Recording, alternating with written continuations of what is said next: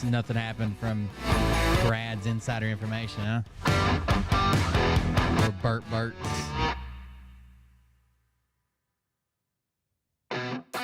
It's all going down, guys. You just wait. Think about 10 million U.S. Marshals. We're all watching Phil's show. let 'em burn. And all at once, they got a phone call to leave Sell 'em to the richest buyers. and go to D.C. They wanna let the world decay. They tell us lies and fade away, fade away. We feel betrayed. We were raised to lose the race. Wake at the back of the pack, kill it anyway. Listen up now, because we're never dropping now. Beat the odds, beat the big house. Our brains are bigger than the doubt. We've been thinking for ourselves, never let the truth fade away. This is bigger than ourselves, we won't let the world burn away, burn away. We feel betrayed. We were raised to lose the race. Wake at the back of the pack, kill it anyway. To blame, haters face the world's mistakes. Wake at the back of the pack, kill it anyway.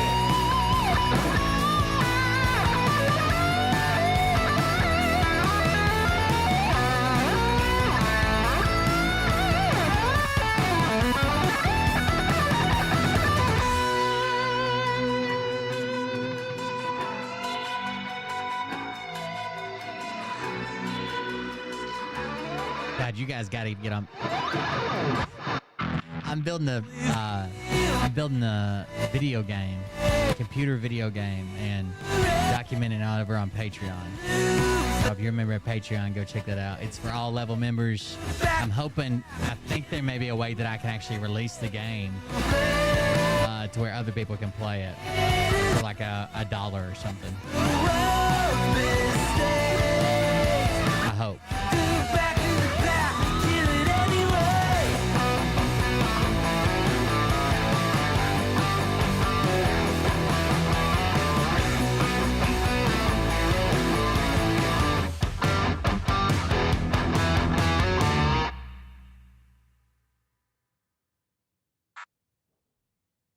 Roll the intro, I guess. Hey Daddies, it's me, the Linda Binda from TikTok. I wanted to make this video because I wanted to thank you for watching Cold Beer Confessionals with Will Bird. I think that's just incredible. I've watched a few episodes and I'm just like very intrigued. But you know what I'm most intrigued in is Big Daddy's meat stick. I heard that it's very thick, like a good old German sausage. You know, Linda and her coochie loves that. Oh, never mind. Let's not go there.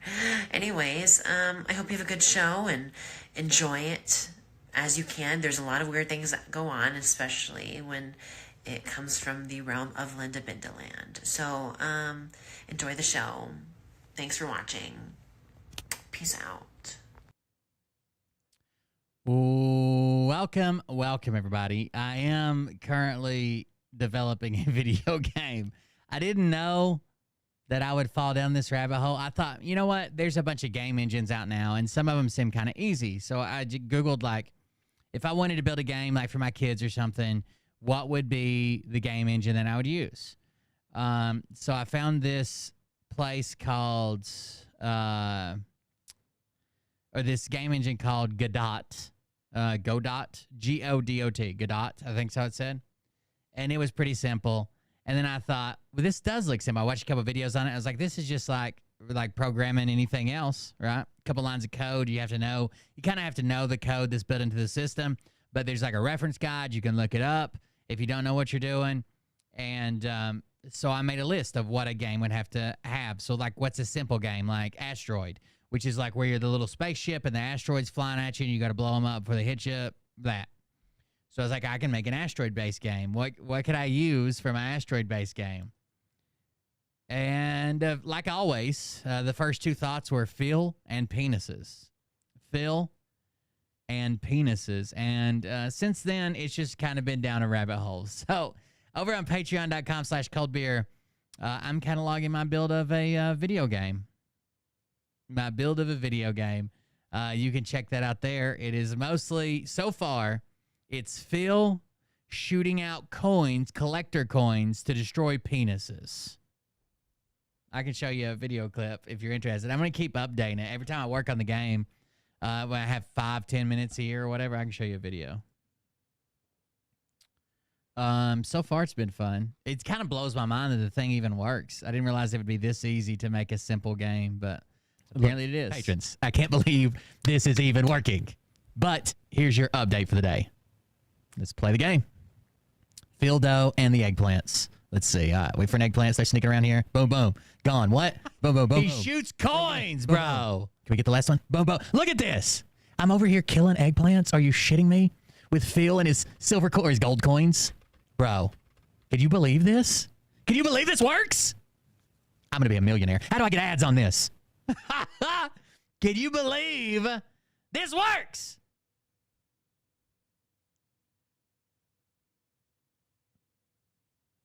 I figured it'd be more complicated. Doesn't seem that way. So that's what we're doing so far. Now, while I was thinking about that and trying to fire up the show, I stumbled across this video.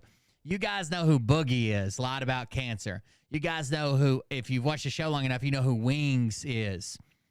Wings is another LolCow that's just done some crazy shit, like some wild, crazy shit. And basically, these people, most of their following are just people that hate them, like to troll them, even their donations. Like, they'll get donations and it'd be like, hey, fat ass, go mow your yard. Shit like that. Like, the people hate them.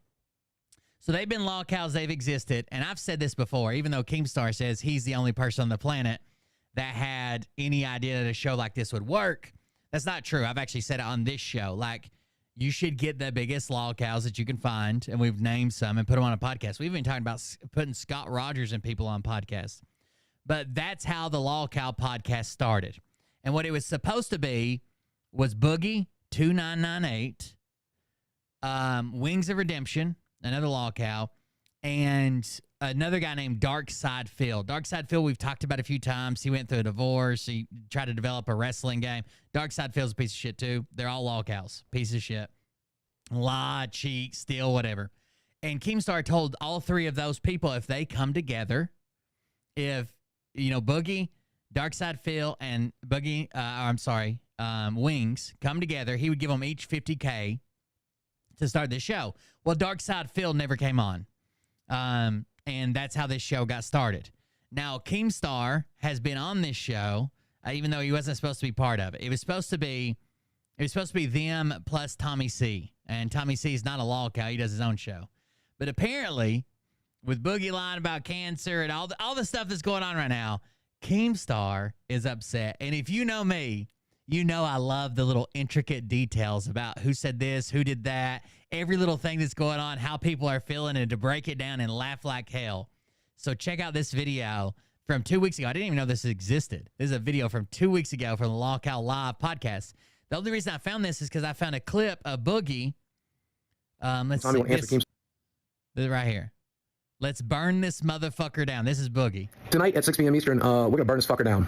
And we don't need no water. We're going to watch it burn. We're going to scream it out. I know Jordy and me and Tommy will answer Keemstar's criticisms. On top of that, I'm hoping we'll get some guests in there, maybe even Keemstar himself, so I can scream at him right back to his face. Lord knows I had to scream for an hour to get Jordy's ass even back on the show. Personally, I still think LolCow Live has plenty of mileage left in it. But if Jordy wants to quit, if Keem wants to quit, let's burn this fucker down. And we'll make sure everybody who's ever on this fucking boat is on it to burn with me. 6 p.m. tonight. Well, if anything catches on fire near Boogie, he's probably going to be consumed by the fire because he's definitely not going to run anywhere. Also, Boogie got the word liar in Comic Sans font tattooed on his face for lying about cancer. I wish I could make these people up. I would be writing fucking sitcoms and making billions. In Comic Sans font, Boogie got the word liar tattooed on his face. Nothing will ever make up for the bullshit I pulled, but I hope this makes some of you feel better. Then people were like, it's fake. He's got pictures of it scabbed over, bro. What? What? By the way, just like we all said, Boogie 100% lied about having cancer. His doctor never said the word cancer. Again, just like I said, if your body has cancer and it's producing, all cancer is an overproduction of some type of mutant cell, right? And it keeps replicating. The hormones that call that cell and say, hey, make more, they would be extremely low. Why? Because your body, just white blood cells, right? Let's say you're producing a shit ton of white blood cells. If that was caused by cancer, the hormone that says, hey, let's make more white blood cells would be low. Because the cancer's making all these and the body knows, hey, this is too many. We got more than we need.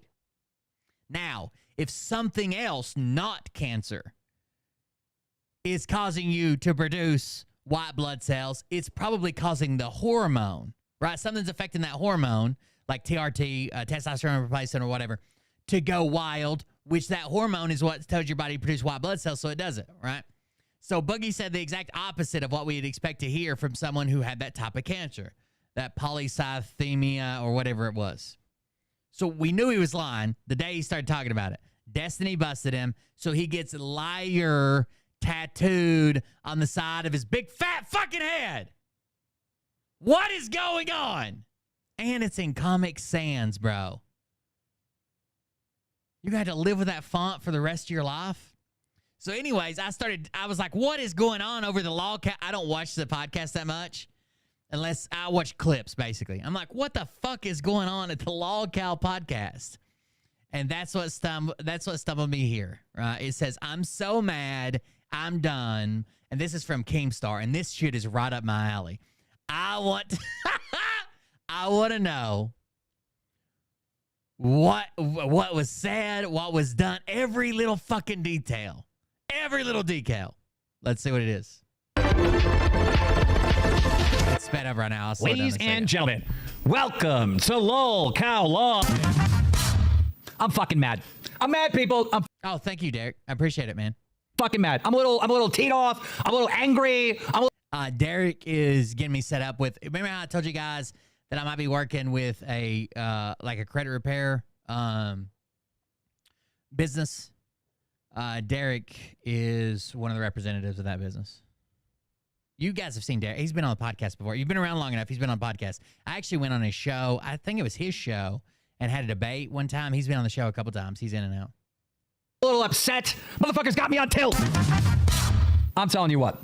Where do I even fucking begin? I don't even want to start this. Okay. What has gotten Keemstar so mad?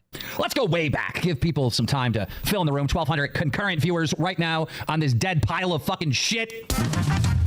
By the way, these guys are making like $3,000 a month to do a couple shows a week. And their careers, because they're LolCows, are basically dead. Like, they barely scrape by to pay their bills, and they're double wide and shit. Like, their careers are dead, and they still can make that money. This is on top of, if someone came to you and said, hey, keep working your job, keep doing your thing, but if you can give me 2 hours, 2 nights a week, I can make you $3,000 a month.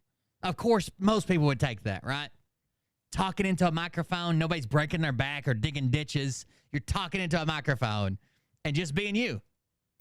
The whole idea of the show was to have a podcast with DSP, Wings of Redemption, and Boogie, and call it LolCows Live. I may be the only person on the fucking planet that saw the potential in a show like this, all right? I had that idea, but go ahead. Rallied for it. I put up $50,000 to each person to make this fucking thing happen, and it didn't happen. It didn't happen because DSP is impossible to fucking work with. You already know this story. DSP is the guy that we covered that when he went to his, he filed for bankruptcy during COVID. And we went into there was a video because it was a Zoom call because it was during COVID, and everybody called in, and people were pretending to be his creditors, saying that he owed them money and shit, asking the craziest questions. And he invested like it might have been like $40,000 on a mobile phone wrestling game. That was going to be his big breakthrough. But you know how popular wrestling is right now, all the youths. And I did the impossible. I got Wings and Boogie to fucking fight each other, all right, which was hell, absolute hell. This was the fight that happened in England, right? But Keemstar's the one who booked that fight. Wings and Boogie fight each other. It actually set a Guinness World Record for the heaviest boxing match ever. There was over 800 pounds in the ring that night between two competitors.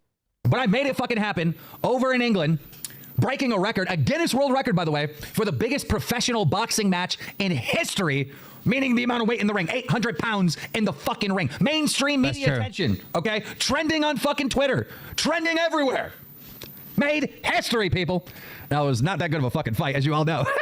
But we made it. Now, Keemstar, I guess the way I understand it is he put this together. He was going to collect a percentage because he was promoting it and put it together. And it was supposed to be self-sustaining without him, right? Keemstar's already made his money. He's a multimillionaire. He made Drama Alert. He passed that on. He doesn't even host Drama Alert anymore. Someone else does. He still owns all that. And Keemstar just started out as a guy who talked shit on Xbox Live.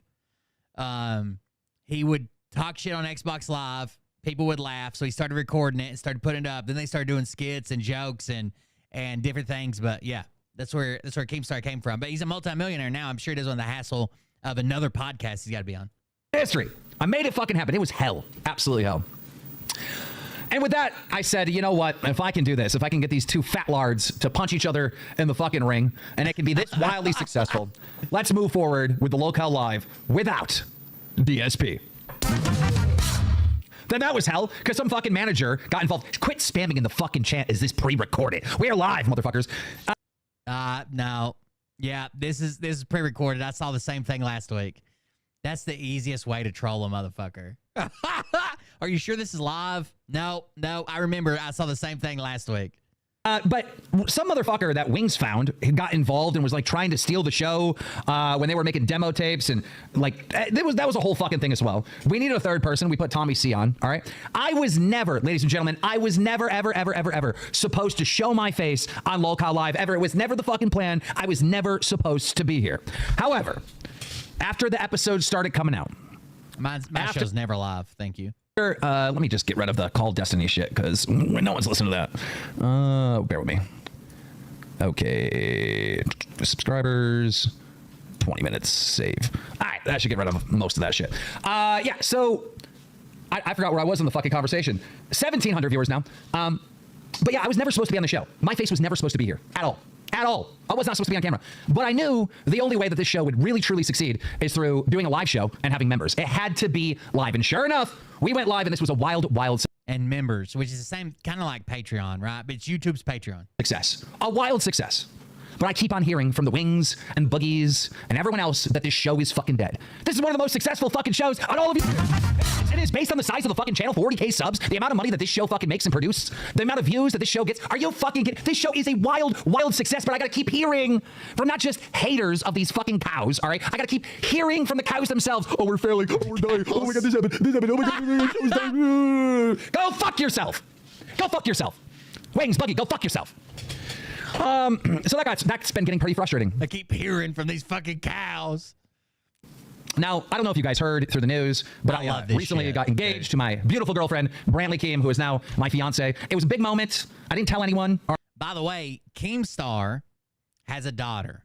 His daughter is not in the public eye very often, if at all.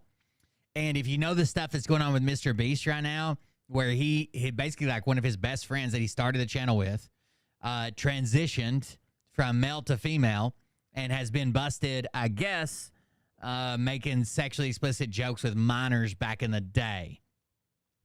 That person also followed a YouTube artist named Shadman. Now, Shadman was an artist. He made videos. He was on a couple podcasts.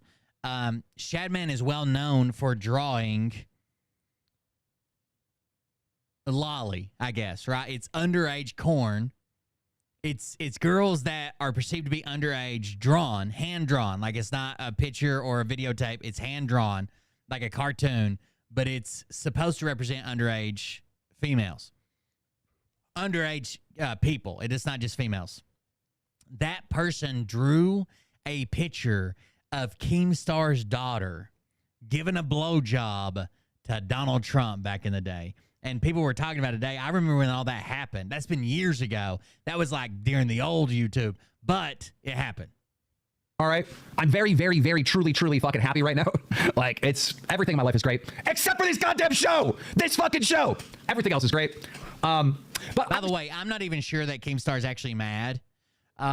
You'll notice Keemstar runs a show called Drama Alert. So that's what he's good at, right? Is drumming up the drama. So he might not even, this might be a fucking stunt they're pulling, right? Keemstar likes to troll. He likes to talk shit. He likes to make drama. I was trying to do another impossible thing with this show. I was trying to make some in real life content, okay? Now we had plans to go to some gaming convention that Boogie wants to every year. That fucking burned up in flames. Didn't fucking happen. Sorry. Our way to make it up to you, which Tommy C, Wings, and Boogie agreed to, is that they were coming out for the 4th of July. Everybody is coming out to the 4th of July to Keemstar's house, and we're gonna make some content. Now, I was crystal clear with Tommy, Wings, and Boogie. Which I don't even understand. If this show is your job, right? Like, well, it's producing money. I don't even understand why you wouldn't do that, right? Making $3,000, $4,000, $5,000, whatever you're making. Why wouldn't you go out there and produce more content? It's going to get more views. It's in person. It's going to make more money. They're splitting the thing like 4 ways or whatever. That we can't make content days before the party because I'm doing stuff, all right? I don't have a fucking team of 20 people out here putting up tents and shit. I'm doing it myself. Oh, yeah, I did kill a copperhead today. If you don't know what a copperhead looks like, it looks like this. I killed a copperhead today. Actually, I was looking it up. Someone told me that it was like the most venomous snake we have in Tennessee. That's actually not true, but it's a common misconception because rattlesnakes are typically more, the venom's more deadly with a rattlesnake bite. The problem is copperheads are like orders of magnitude more aggressive and they bite more, right? They bite a whole hell of a lot more than rattlesnake, but rattlesnake bites are just really rare. And we do have rattlesnakes. But the way I remember it is obviously if you can see its head is really, really bright, like almost like it looks metallic, reflective. It's hard to tell in this picture because it's unfocused, and I was kind of pinching its head. But it looks like it's got Hershey Kisses on its side. That's the way I think of it. I don't know. Hershey Kisses. Kiss of death, maybe? It's got Hershey Kisses. There you go. That's, you learned some today. Sorry. I like to physically be a part of it. I mean, I can easily hire people to do it, but I'm getting ready for my own fucking party, okay? The guillotine's not done. It's broke. Remember when I was testing it? Oh, well, that's on, I don't know if you saw it on Patreon. It broke. I didn't have time to make this content. So I was very crystal clear with these idiots. And I said, look, I can only make content a couple days after the event, after the 4th of July, which is on a Thursday. That weekend, we should be making some content, okay? And you know what, Wayne, you know what Boogie did? Boogie goes, oh, I can't because I got to go to a gaming convention. I have to leave to go to a gaming convention. Oh, no. By the way, this gaming convention. So Keemstar's working hard on something he's not even supposed to be part of to make it bigger, and they're reaping most of the benefit, but they don't seem to even want to participate.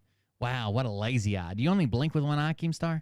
Is him sitting there with fucking 5 fans. 5 fucking fans. So we didn't really have a chance to make content when these guys were out here. But that's not why I'm mad. That is not why I'm fucking mad. Tommy said 100%, I'm coming in July. He said it on the show. I'm coming in July. And when it comes down to flying, I just can't. You just said you got notifications yesterday. I just can't. I can't do it. I can't go. But Tommy, you wanted to be on the show. This show's been paying you a fucking huge fucking check every single month.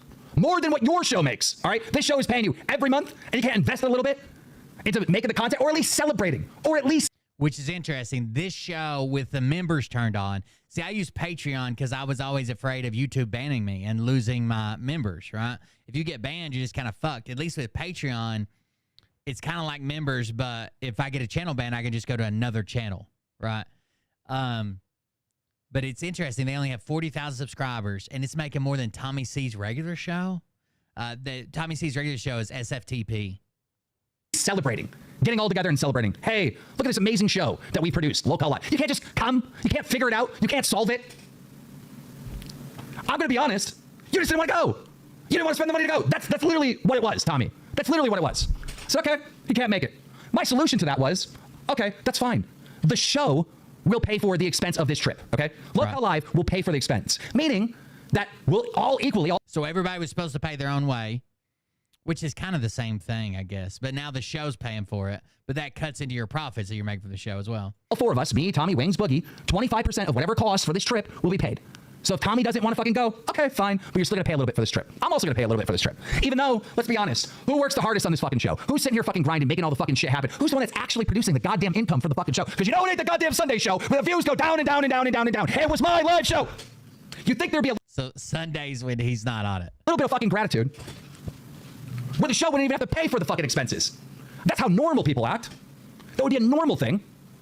But because there was so much bitching and complaining about how much it would cost to get a fucking flight. The only difference between yesterday's show is it was subscribers only.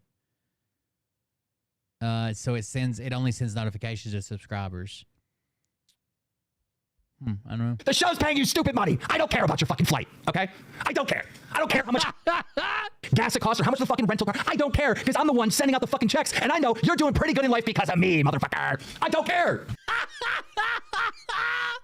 Because of me, motherfucker. Now, this is what Boogie was responding to, where he's like, we're going to burn it down. I want to yell at Keemstar, too. Because of me, motherfucker. I would be this petty. I don't care. But you know what? I, being the nice guy, was like, the show will pay all the expenses. It's fine. The show will pay all the expenses. Now, Boogie 2999999999999999998 recently has got exposed for doing a little crypto scam on his audience. You all know what I'm talking about. You all... A $10,000 crypto scam called Fatty Coin. And he's had every excuse under the sun for why he did it. All know what the fuck I'm talking about. All right? Fatty Coin. And quite honestly, I just thought it was funny. I just thought it was funny. I truly thought it was funny. I don't care. I don't care. The fact that Boogie 2988 did a fucking crypto scam in the year 2024 it's fucking hilarious. It's fucking, I don't care. I don't care. And you know who else shouldn't care? Boogie. But no, this fat sack of shit starts going into fucking panic mode. And he just starts spewing lies out of his fucking fat mouth nonstop. He gave fucking 7 different excuses of why he did the fucking... In case you don't know, Boogie's fat. Damn it. Out of his fucking fat mouth nonstop. He gave fucking 7 different excuses of why he did the fucking coin. Oh, I got cancer. Oh, this is a community just to hang out. This is that. Again, all this lying and shit, hilarious to me. I don't care. Hilarious. Of this bothered me at all. But and it probably made their views go up, to be honest with you. You know what did bother me? Is when Boogie 2988 and CoffeeZilla were talking in a private call that the public has not heard yet. And the only reason why I know about this conversation, because CoffeeZilla called me and played the recording for me. It's never aired anywhere. You will not believe what the fuck Boogie 299999998 said. So he's not mad about all the lies. He's not mad about the crypto scam. He's not mad about the cancer. He thinks all that's fucking hilarious. I do too. Because it's not me. And I didn't invest any money in it. But what could he say on this private phone call with CoffeeZilla? Because CoffeeZilla was putting pressure on Boogie to do the right thing and to return the $10,000 he received for promoting Fatty Coin. And after multiple... It's funny that Boogie, he's very sloth-like already. Like, he doesn't move a whole lot, and he's really slow and kind of like weeble wobbles. That he did a crypto scam 5 years after crypto scams were a thing. It's like he's been trying to build up the energy to make a crypto coin since 2019. He just got over the hump. Now it's all downhill. Multiple different lies, after multiple different excuses, Boogie uttered this lie that pissed me off so much. Boogie told CoffeeZilla that he can't refund the money because he's not getting paid from LolCow Live. He's not. So Boogie lied when asked to repay the money. When asked to repay the money that he stole, basically through a rug pull on a crypto scam. He told CoffeeZilla on a private call that hasn't aired that I cannot pay back the money because I'm not even getting paid. Now that phone call made it to the man who sends him his check every month. Getting paid. He literally lied to CoffeeZilla, acting like he wasn't getting a check from this fucking show. Now, Coffee thought that was pretty hard to believe.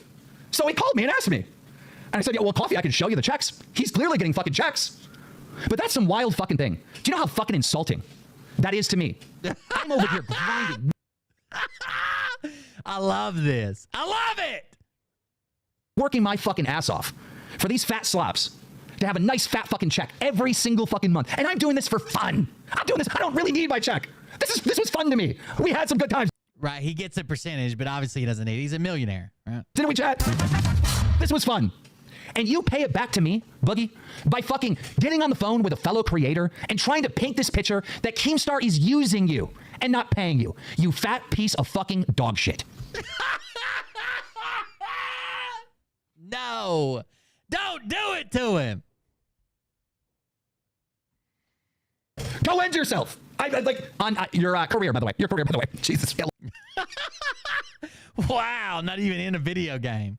Go end yourself. Your career, by the way. Sorry. I don't want to get. Fucking dog shit. Go end yourself. Your career, by the way. Your career, by the way. Jesus. Get a little spicy over here. Go end your career. Because you shouldn't be online. Like, one in the chat if Boogie is a giant ungrateful piece of shit for that. One in the chat.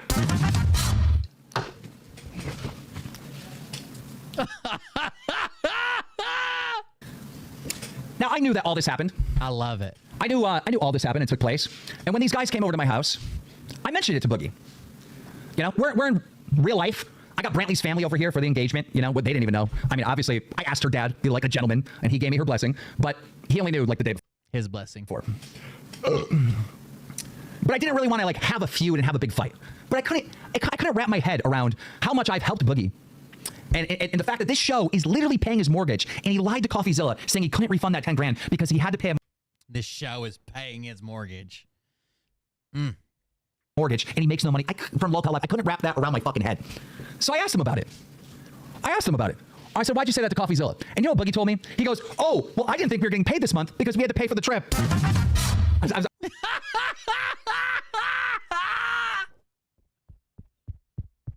So he says, I'm not getting paid by from the podcast. And the lie he tells Keemstar is, I just thought it was this month because we were on a trip. I'm sorry. Since when is a fucking flight for two fat fucks for wherever the fuck you live to here $10,000? $10,000. Did you rent the whole front of the fucking plane? What are you talking about? What are you talking? 10,000, more like 20,000. You know what I mean? There's no money for an entire month because you guys took a travel trip. Are you fucking insane? Are you fucking insane? Do you know how fucking insane that is? Just the lies. Just never stop with this fucker. Just never stop. That's all he does is lie. And it's always to make himself look better. And then he goes from like lying to make himself look better to like, I'm tattooing liar on my face because you guys clearly hate me. Just do it. Like when we were watching that video where he wouldn't show any medical records. And they're like, why wouldn't you just show medical records? Destiny said if you got cancer, he's going to donate $10,000, $5,000, whatever it was. All you got to do is show the paper. You've already told people you have cancer. Just show the paper that says Boogie has cancer, right? No, I'd rather you guys just run with it. It's already true now. I'd rather you just make it up than me just prove that I have cancer. Like he plays victim afterwards. Coffee's like, well, Boogie told me he's going to lose his house. I'm like, no, Coffee. This fucking show pays for his mortgage. Now imagine if Coffee believed that. Imagine if Coffee didn't reach out and have a conversation with me. He'd be going around right now thinking, well, Keemstar's kind of a piece of shit. He has these guys on a fucking show and doesn't give them any money. Doesn't even fucking pay him. There are no flights in or out of Antarctica. Go fuck yourself, Boogie. No boats either. You. Doesn't even fucking pay him. Go fuck yourself, Boogie. Fuck you. Now let's talk about Wings of Redemption. Let's talk about Wings. Now, obviously, I said at the very beginning of this, okay, that we really didn't have time to make content because I only watched like the first 3 minutes of this, and I was like, oh yeah, we're talking about this tonight. I wish I'd have seen it 2 weeks ago. Boogie could only be here for like basically 2 days because he had to leave to go to a gaming convention to take pictures with fucking 10 fans that are going to come to see him so he can feel good about the day. That was more important than making content on the fucking show that pays his fucking mortgage. Guys, do you understand what I'm saying? This show pays his fucking mortgage, and it was more important for him to go to a gaming convention and sit there and take fucking pictures with 10 fucking nerds that smell like fucking BO. That was more important to him. Imagine if you're the Boogie fan that got a picture with him at that convention. Do you know how fucking dumb Keemstar just dressing you down. and retarded that is? That is absolutely fucking stupid. That is so fucking dumb.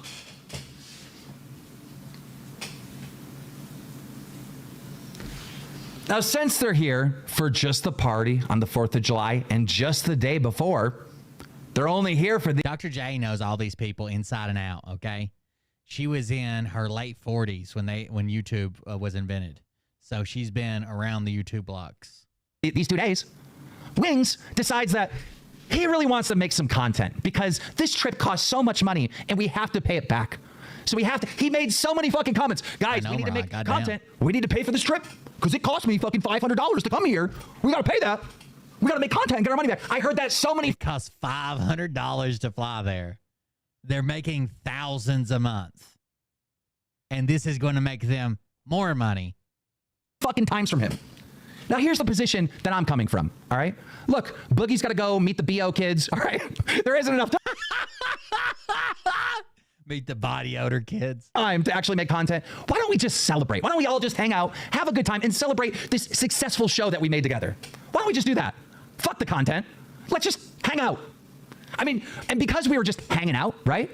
You've seen the content. It was dog shit. Because we weren't trying to make content.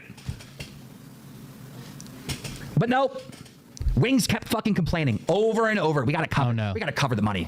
We got to cover the money. Got to cover that $500. I'm never going to get it back. My party started at 2. Wings said, I'm only coming for the fireworks. I'm not joking. This is what Wings said. This is what he said. Sorry, can't be there. You're not even in your hometown, bro. You're in a town you don't live in. There's nothing else to fucking do. You're only coming for the fireworks? I'm only coming for the fireworks. Started at 2. Wings came when it was dark, so for the fireworks and the left.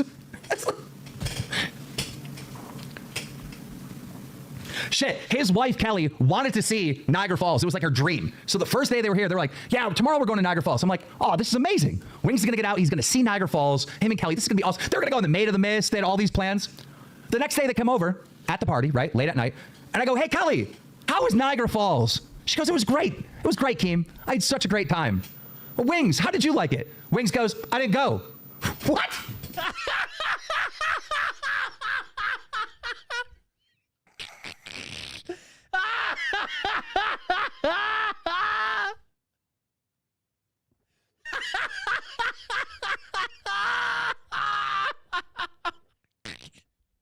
She went by. They don't have one of those yellow fucking ponchos big enough for Wings. What? He goes, yeah, Kelly woke me up and said that she's going to Niagara Falls, and I said, go by yourself. And he sent her by herself. What the fuck is this? What is this? In a fucking hotel or an Airbnb or whatever. I think they got an Airbnb. Wings. It was an Air. I think Boogie said in another video, it was like $1,200 for all of them to stay in an Airbnb. Plus their flights. Wings, you're always thinking about everything you're going to lose. Oh, it cost me $500 to come to Keem's house. Oh, no. But you're not thinking about the thousands and thousands and thousands and thousands of dollars that you made from this fucking show. That you made from this show. There was no... I didn't go. How was it, Wings? I didn't go. No sense of celebration or appreciation or fucking gratitude in this moment. Fuck, Tommy C. wasn't even there. I'm sorry. I'm just gonna be real.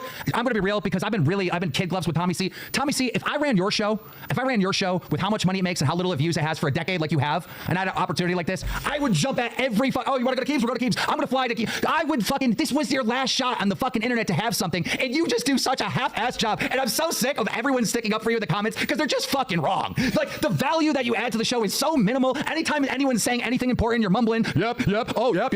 You're just talking through other people, ruining the fucking content. You put little effort into this. I don't care. It's the I like Tommy C. truth. It is the truth. Maybe you like the guy, and that's fine. But what I'm saying is the fucking truth. It's the truth. So, as I said at the very beginning, I was never meant to be on camera. Damn. I wasn't. I came on to do the live streams because I knew I didn't go. it would propel this show to be wildly successful, which it is. Which it is. 3,000 viewers, by the way.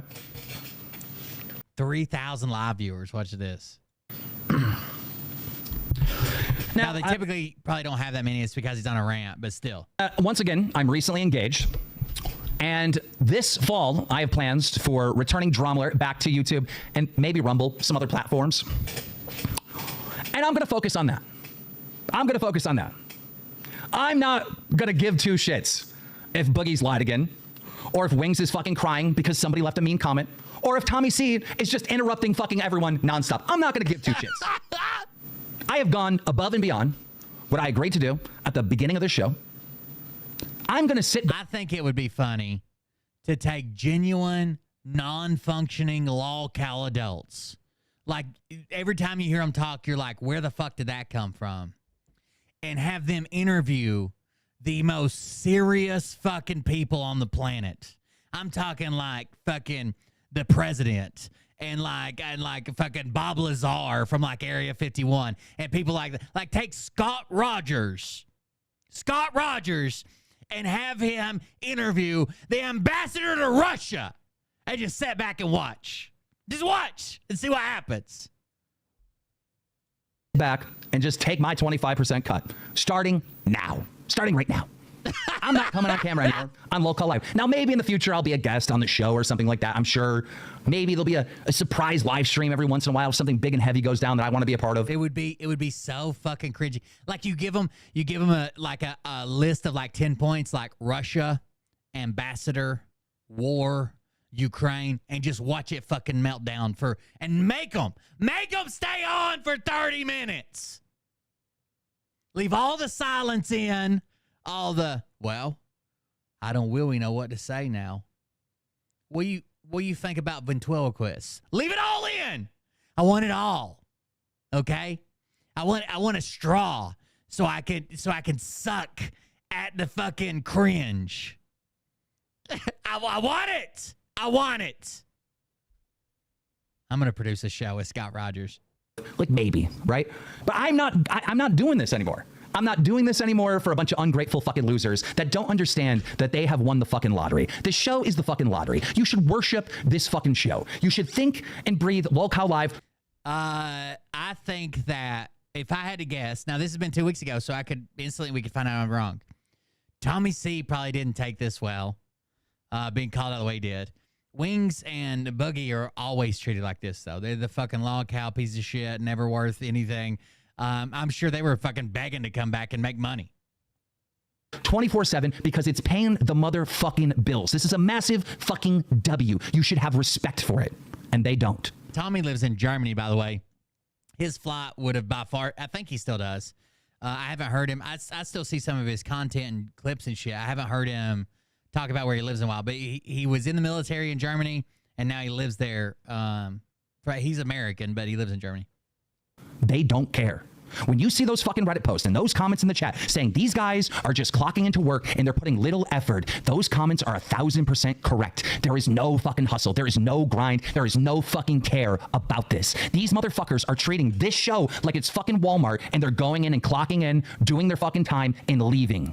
There's no respect for the fucking show that's paying the mortgage, and that's fucking sad. It's the tension, I think. I like the tension. Suck it up with a straw.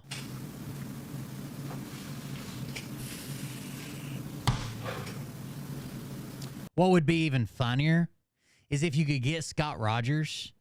Okay, hear me out. Get Scott Rogers to host a podcast. Tell him it's a serious podcast, like he needs at least a collared shirt and a tie. Then convince him once a week he's going to have interviews with some of the biggest people in the world, like the fucking ambassador to whoever and the vice president of this company and the CEO and all these, right? But in reality, only have 4 different people.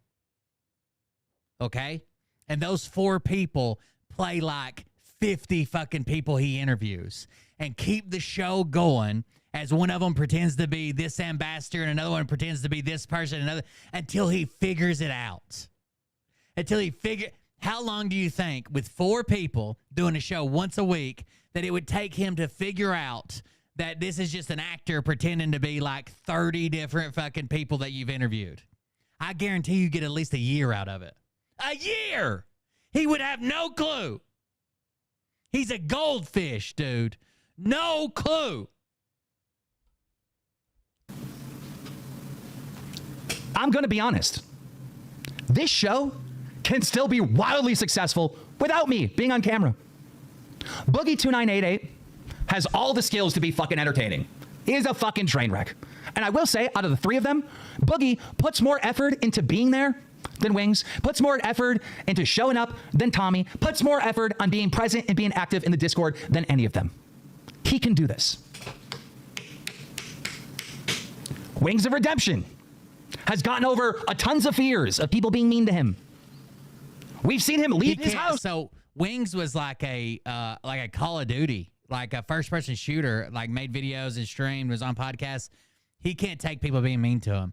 Wings has this really weird story where like he claimed like he was the best at this or whatever, and then somebody showed up to 1v1 him and beat his ass, and he took it really poorly. And that kind of started his LolCow, because he was actually like a fan favorite kind of person, not a LolCow.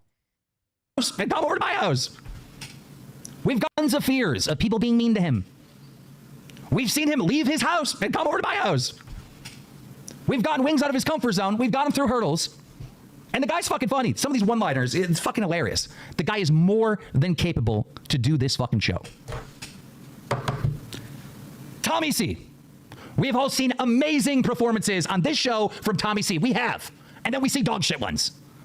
But you guys all know Tommy C is capable of doing the show and doing a great job on this show if he actually just cares. Just a little bit. And doesn't treat it like he's clocking in. They act like they fucking hate it every time they show up. These guys are capable Which I can understand that from the LolCows, right? They probably do hate it. Having an amazing show. And I got them to the place where this is on autopilot. Shit, they went live today and apparently it was a horrible show and they still had 1,700 viewers, right? A show called Against Their Will, where you bring in controversial figures and they're not allowed to like back out or sidestep or dodge a question or stuff that they've said previously is like, you know, off limits. That'd be pretty cool. They had 1,700 viewers. So I don't want to see comments saying like, oh, well, Keem's not doing the lives anymore, unsub or whatever, da-da-da-da. I don't want to see that because I didn't make the show great. I just knew how to capitalize on the tards. Make LolCow Live great again. Tommy's going to have to do it. And he's capable of doing that. He is.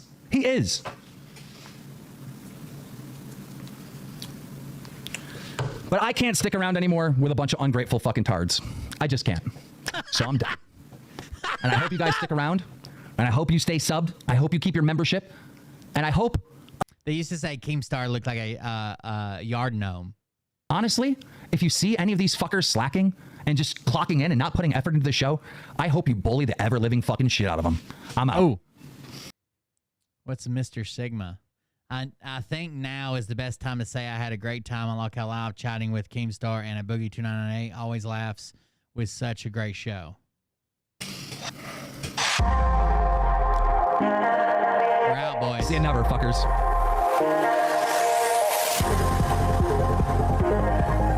Damn it. So he came in a little hot, right? He came in a little bit hot. I mean, not tattooing this on your face hot.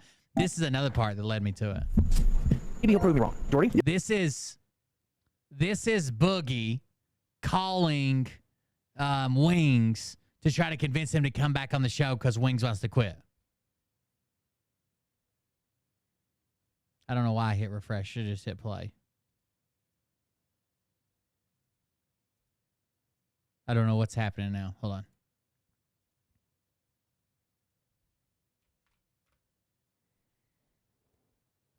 There's so many great clips from these people interacting with each other.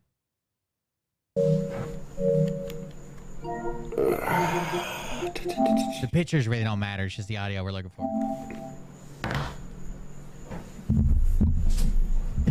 Maybe he'll prove me wrong.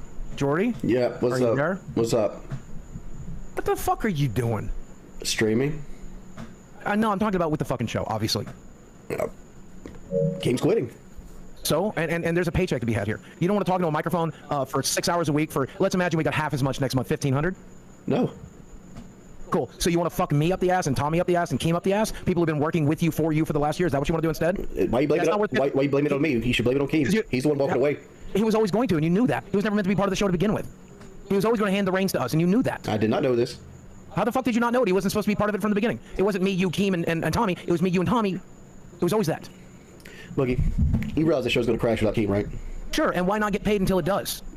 Because the paycheck. Exactly. Why not ride it into the ground?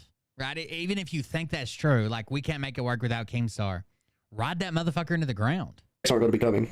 If you need money, especially, I don't understand this. Just imagine it's half as much next month. That's $1,500. I need it. You don't fucking need it. I thought you had a goal. Remember this $3,000 a month, so they got last month. guy who complained about $20 worth of gas? Yeah, because I watch my money like a hawk. And that was after they took the whatever for flights and Airbnb out. Yeah, so you want to watch it fucking disappear? Is that your plan? You're going to watch a $3,000 check walk out the front door? Is that what you're watching? Is that what you're watching? It was always going to walk out the front door. Okay, except there's about 3 or 4 more. Even if you do nothing, even if you try, even if you just show up and clock in like fucking Tommy and I have in the past, we would still get paid. And that's a check that's walking out. This is a man who was bitching about $20 fucking when I was hanging out with you. Now you want to fuck not just $1,500 out of your pocket, $1,500 out of mine, $1,500 out of Tommy's, and $1,500 out of Keem's. Do you not think you guys can make it? I still have to pay you if you don't do your fucking work. Think about that.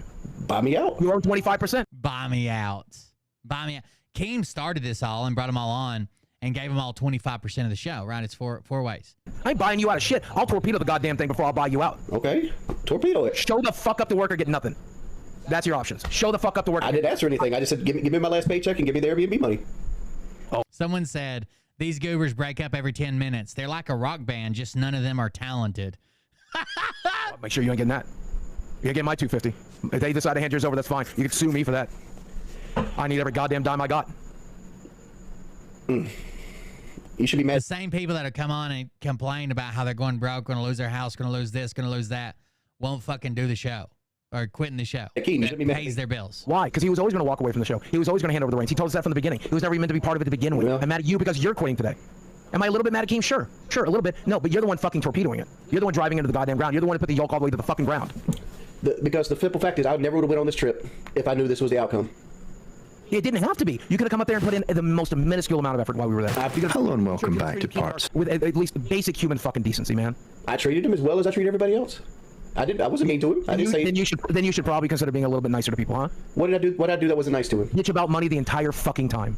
No, I bitched that we weren't working the entire fucking time. That was his complaint. And also about money, and also about how much it costs and how much everything else. I've got you on video complaining about every goddamn thing. Right. I complained because my goal was to go up there and work.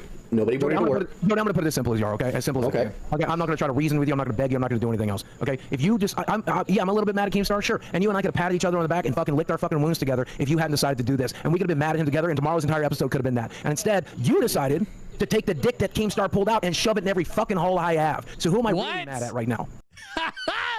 Take the dick that Keemstar pulled out and shove it in every fucking hole I have.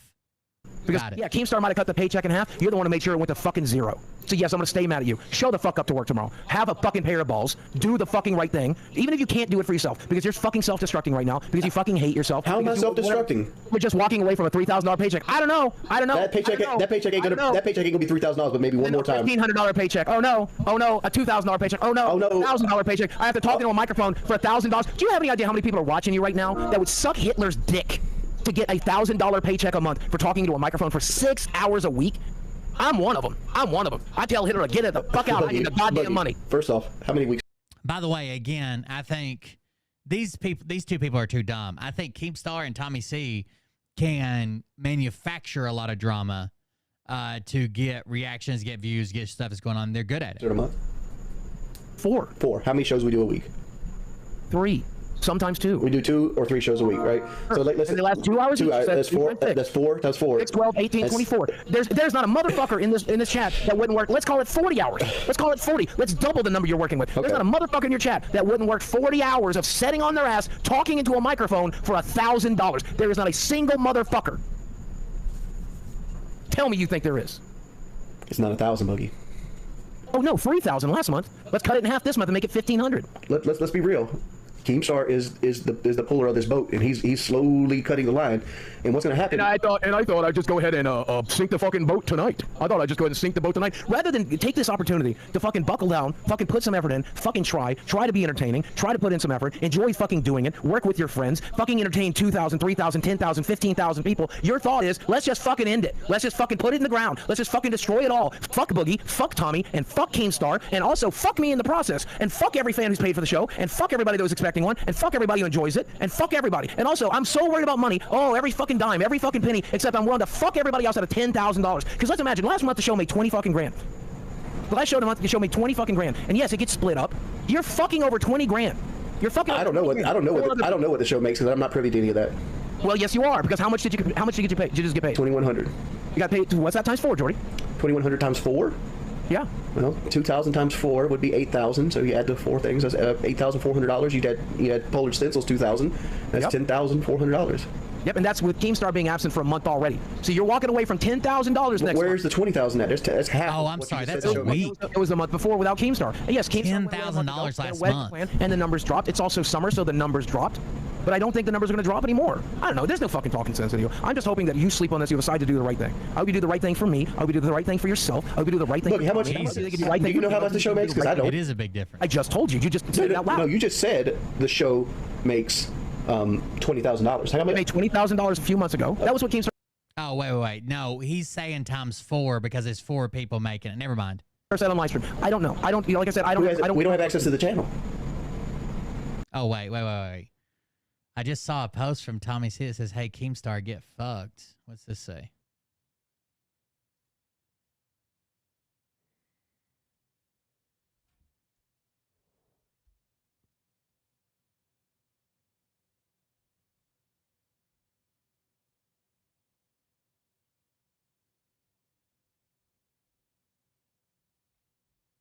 It's an NDA between Keem LLC of New York and Tommy.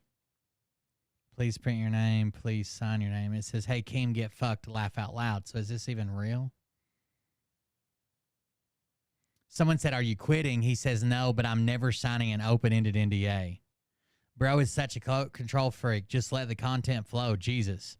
I don't see no reason to sign an NDA when relating to an internet podcast. Why would he register in New York? What a retard. Can you believe the guy who destroys all the content on LolCow by interrupting people who's basically getting checks for doing absolutely minimal work won't sign an NDA to stop sharing financial information about the show? Weird, huh? So Keem doesn't want the financial information shared. That's the Tommy I know. Fuck right anyways. I think it was kind of fucked up. He also bought Boogie's shares without consulting you guys about it first. The ownership ain't balanced now. What the fuck is a LolCow and what the hell is happening now? After watching them humiliate Boogie and take it way too far, now there are NDAs. I thought Keem was slime before, but this is grimy. Tommy shows again that he is the only one on the show with actual morals. Let me see. I want to go to Tommy's Twitter. You guys keep listening to this while I'm reading. I do, actually. Hold on. I do, actually. I can tell you exactly. We already know. We just said it was 11,000. You just said it. You just said it. It couldn't have been 11,000. Well, that's what we got paid. Because he said he held money back for the trip off of this last paycheck. Then it was $1,000 more because that's what he held back. How do you know he held back 1,000? Because he didn't take anything. That's what the Airbnb cost. The Airbnb cost $1,249. Then it cost that. Then that's what he held back, Jordy. Why are you arguing semantics? Get back into the bigger picture. No. I want you to log into the channel and tell me what the channel's making. What's the trends? I probably shouldn't do that on live stream. But let's imagine this. Let's lowball it and call it 10,000. You're walking away from a $10,000 paycheck. You have people spending $10,000 to watch the show. You're having people spend $10,000 to watch the show, and you said, "Fuck it, no. I'd rather earn $20 on live stream." Well, first off, Lord Rush is like 500 or 600 of the memberships.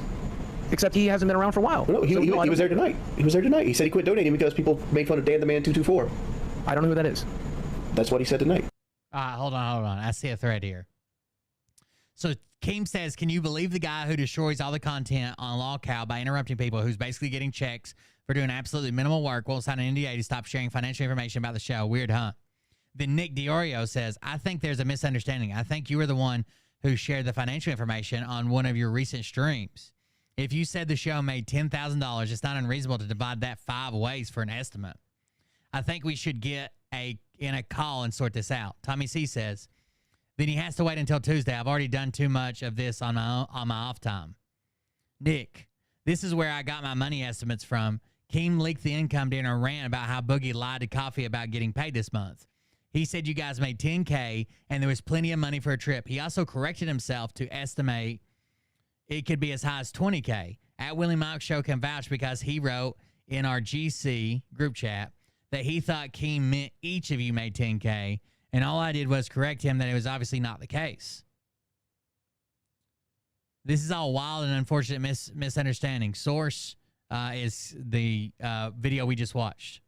Tommy says, if I said in my stream he didn't hear me, if I said it in my stream, he didn't hear me specifically said, you said I told you in the DMs. Really does not matter. I'm not mad at you because I'm never signing an open-ended NDA in any universe. And I would more than happy to post the full NDA in public as end this myth about shares. Because when everyone sees the NDA, it will become clear that this has nothing to do with private financial information and more to do with making me support things he says publicly under pain of legal action. Fuck that shit. I think is the legal term. So Tommy's saying this is less about finances and more about I have to support the shit that he does and says, and I don't always do that. Then Keem says, mark my words, it's just going to be your L to live with. We've already been through this before on Baited. So there was a podcast before with Keem, Tommy, and a guy named Clown, and it was called the Baited Podcast. And it was like triggered, baited kind of deal. And it broke up, and they each blamed it on each other. All that big talk kept you irrelevant for an entire decade. So keep taking the big hard guy. So keep talking like the big hard guy you think you are and catch another L. Tommy says, you're right. I'll take the L. I've done it before. But nobody will say I ever supported fake drama. SFTP fans will support me. They will not support me being a lackey. NDA means forced and fake drama under the pain of legal action. Keem says, the NDA is for leaking financial information. You know that you're literally lying right now. You're spinning a false narrative that the NDA is for scripted content. What is this claim based off of? Nothing. You made it up.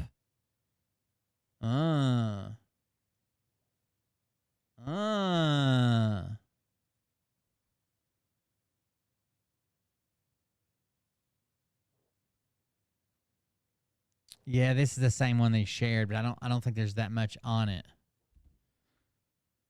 Whereas company developed connection with the creator, receiving party, given access will be engaged in the reception of certain confidential and proprietary information. This seems like a form letter kind of deal. Proprietary information means any company information not known to the public related to any property, including intellectual property, presently owned or acquired during the term of the agreement that gives companies certain competitive advantages, and of which receiving parties shall be bound to desist from making unauthorized use of.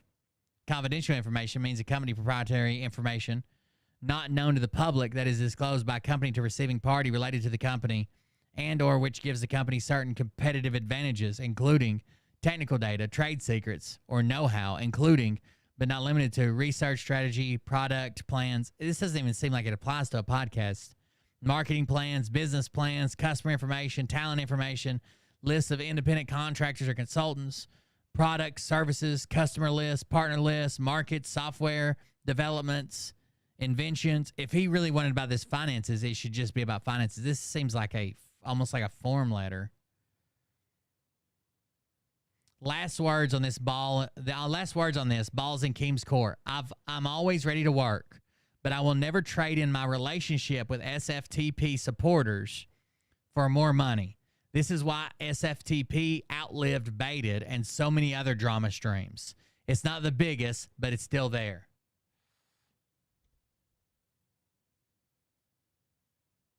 Huh.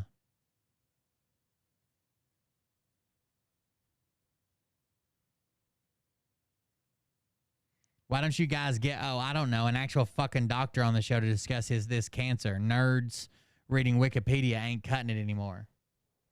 That was a comment he responded to. He said, because who cares? Actually, now that I think about it, I'm glad I'm not home for this one. I hate this PDF file shit, even if I'd make money. Good. You can have it. Enjoy the views. I'll get a tan, go down water slides, and cut off my kid just to win a go-kart race. $60,000 for LolCow Live. Thank you. Or $60K. I think it's not dollars. It's 60,000 followers, I guess. This fucking app. It says Boogie has admitted to lying about cancer. It's got a fucking community note on it. Grand Canaria to go to a German bar. So I go all the way to Grand Canaria to go to a German bar because they serve Budweiser and it sucks. So It's kind of funny that I got lectured last month for not condemning Dr. Disrespect before all the evidence was out, because it was apparent, yet not one tweet demanding I condemned the Mr. Beast person from that same group of wingnuts. No culture war. Laugh out loud. Boogie298 having a full-blown mental breakdown, threatening suicide. Tommy C laying on the beach. Unreal.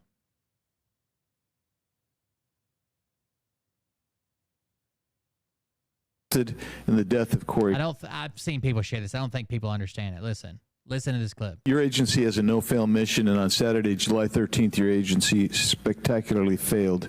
The failure resulted in the death of Corey Comparator and serious injury to two other rally attendees, David Dutch and James Copenhaver, besides the injuries to President Trump. It is unfathomable that a 20-year-old on the radar of Secret Service and local law enforcement before President Trump went on stage was able to climb onto the roof of a building with a rifle and fire off multiple rounds before he was neutralized. Was Mr. Crooks acting alone? Again, I would have to refer you to the FBI's investigation. Was he just a lone gunman? I would have to refer you to the FBI's investigation for motive. So people are taking this clip and saying, oh my God, they don't even know if he was the only shooter. That's not what was asked. Secret Service doesn't do the investigation afterward, right? The FBI does the investigation afterward. So they're saying, did he act alone? Did someone help him practice shooting? Did someone buy him bullets? Did someone give him a plan or blueprints of a building, or say the best place to go would be here? Was he talking to a group of people that he was bragging about and nobody stopped him on Discord? And when they say, was he a lone gunman would imply every stage of it was lone, right? By himself. No one helped him plan it. They're not saying like they don't even know if there were multiple shooters. That's not what she's admitting to. She's saying, Secret Service, we don't investigate. We do security. The FBI does investigation, so I'll refer you to the investigation. They might find out 6 months ago he didn't even want to shoot Trump, but someone said, you should do Trump. He's going to be in your area in 6 months. Here's the layout of where he's going to be. I think this building would be an excellent position. And then the answer would be no. He didn't act alone. I don't know. Tommy C shared that too. That's kind of why I broke away from a lot of the Tommy C shit. I think he's blinded. Like, I try my best to like remain neutral and get to the bottom of shit. And I feel like he's often blinded by just what he sees on Twitter and then repeats because someone else said it. I'm not 100% there yet, but the more I watch the Secret Service head interrogated by Congress, the more and more I think they tried to whack him. I got rewind videos coming out all week. Check them out. Trump, and also watch LolCow Live tonight. Let's see. Hey everybody, welcome to Paradise. Hey, just checking in. I want to tell you to watch LolCow Live with Keem and Lee tonight. Make sure you check that out. Support my projects when I'm gone. I wanted to talk about Trump, assassination. I know I'm accused of it, but it's really not true. I've driven the drama level. As far as like large-scale conspiracies go, I've never been big on them. I read Gerald Posner's book. I want to say when I was my teens or 20s, I can't remember. It's called Case Closed about the Kennedy assassination. I actually appreciated his sort of view on the whole thing. So I really, and when the Trump assassination happened, I had Vega, who I think is like a legit war hero. He's in combat. I haven't. I know a little bit about guarding and stuff like that. And my biggest thing was how do you not put a troop, in my view, troop on top of a building that's only 100 meters away? And we both agree it's a failure. But we were being. It's the reason there wasn't somebody on that roof is, yeah, it was slope, so they didn't put an actual person there. But they had Overwatch on that building, right? They had a sniper team that watched that building from both sides. There's no way anybody could access it if the sniper team had been there. The problem is that the sniper team that had the backside of the roof broke away to go try to find this guy when he was spotted for the second time, or for the multiple times, and they upped his classification from suspicious to an actual threat. They left their position, and that was the local police that had the sniper team there. Generous, by the way. I thought Vega had a really good point that they may have thought, and there could be a logistical thing we're not aware of, that the snipers themselves would have been the deterrent. I'm satisfied with that, especially when somebody looks at that. A lot of people like to second guess cops and soldiers and stuff like that. And it doesn't work like the movies. And there's never a situation where you're going to be like, okay, well, any roof within 600 meters, you gotta have a sniper on every fucking roof. That's not how it works. Really respected his view on it, but we both agree that it was a failure. So I'm not there. I know the type of kid that Crooks is. I think I deal with him a lot with my YouTube channel, and kind of position that a lot of young people, a lot of young males find themselves in. So I was pretty, I got lucky. They were looking 500 yards out, and they dropped the ball and not looking 100 yards out. And that's what the snipers are doing. That's how I take it. And then I saw the Secret Service clips, head of the Secret Service being interviewed by Congress, and my jaw dropped. Because the type of answer she was giving is typical of when you were making cover-up. We hear it all the time on other issues. That's not true. Like, the best thing she can do, she's already lost her job. She's already lost respect. She's already lost any good thing that's going to happen to her. The worst thing she can do is come out with a definitive statement, and then in 3 weeks, the FBI has to make a statement saying that's not true, right? So anything about the investigation, she needs to say, I would have to refer you to we don't do investigations. Like, even if they really, really, really, really, really think that this happened, until it's verified by an investigation, she shouldn't say anything other than what happens time now. Like, we had 2 here, we had 2 here, we had 2 there, we had a team here, we had this here, we decided to do this. But anything about like motive or background or anything that has to do with the investigation, hell no. In Congress on paperwork or something like that. Well, this is an ongoing investigation, so we can't give you information, which she used a lot. I found that frightening. Now, does that mean she's covering up Joe Biden and the left and Antifa trying to shoot Trump? Well, I suppose she could, but that's not necessarily it. I mean, these are lifelong bureaucrats. They don't serve like you think they serve. They're professional politicians, professional bureaucrats. That's how they make their life, and she's trying to hang on to it. That doesn't surprise me. That's a long-standing problem that our founding fathers blew, because they thought, well, nobody would serve for multiple terms because they can't be away from their farms that long, because that's how they saw things. That was a big mistake. Everybody should have got term limits. Different story for a different time. But yeah, when you start saying the ongoing investigation for the simplest of questions, she was asked if she would resign had Trump been assassinated. She simply refused to answer. And I found that really concerning. And I'm at the point now where I can comfortably say there is a cover-up. They're using the typical cover-up language. I think they could have mistaken, at that range, I think they could have mistaken any movement on the roof as the police responding to a potential person on the roof. Not to mention, just because he could be a potential threat doesn't mean that as soon as you see a head, you could just fucking take it off their shoulders. Like, that's not the way it works. Somebody asked me earlier, so does that mean he has to fire before they can fire? No, but he has to have a clear intent that he's trying to kill the president, and not just a guy on the roof or a worker on the roof or somebody that thought they could get a better view or a better picture or, an idiot fucking trying to get on the news. You know what I mean? Like, there's a little bit of fuck around and find out. But if that would have been somebody that got on the roof and they were trying to get up there to take a selfie, like, look, Trump's in the background kind of deal, and they'd have fucking killed him, the people would have been raising hell about that too, right? Blew their fucking head off while they had their cell phone out trying to take a picture. You can't just see movement and shoot it. Like, the same way if you're hunting, you can't just see movement and shoot it. I wanted to see what his response. Trump got shot and Biden dropped out. It's not that shocking if you think about it. His name is Godzilla Strange. Wish you were here. Get rid of goal alert. I think he started out as a hockey channel. I think it's a hockey thing. Do these people think if we find out that Glass cut him, it's going to put Biden over the top? Desperation is funny. And Oberman, the left wing Alex Jones with less accurate predictions. I don't think that if we find out that it was a bullet, if we find out it was a piece of glass instead of a bullet, but I do think we need to know those things, right? We need to get to the bottom of that, especially with him, the things that he said since then. After 5 days of no confirmation that the injury to Trump's ear in the assassination attempt was actually from a bullet, we have to now assume that they're lying about something that happened to Trump on Saturday. No one has confirmed it, and there is no good reason why no one has confirmed it. All that and much more on the Thursday Countdown. Exactly. There's no good reason why no one has confirmed. Did a bullet strike his ear? An actual bullet, or was it a piece of shrapnel? Edition of the podcast, now available wherever you podcast.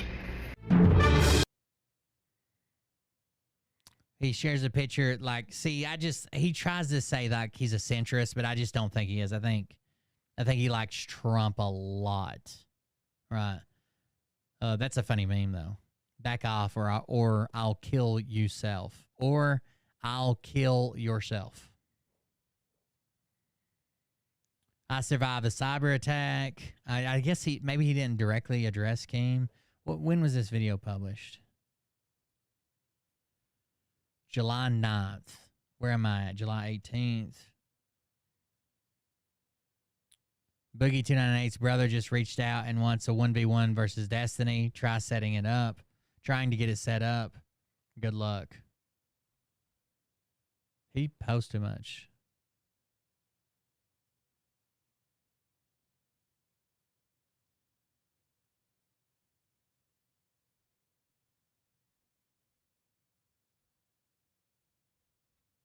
Way too much.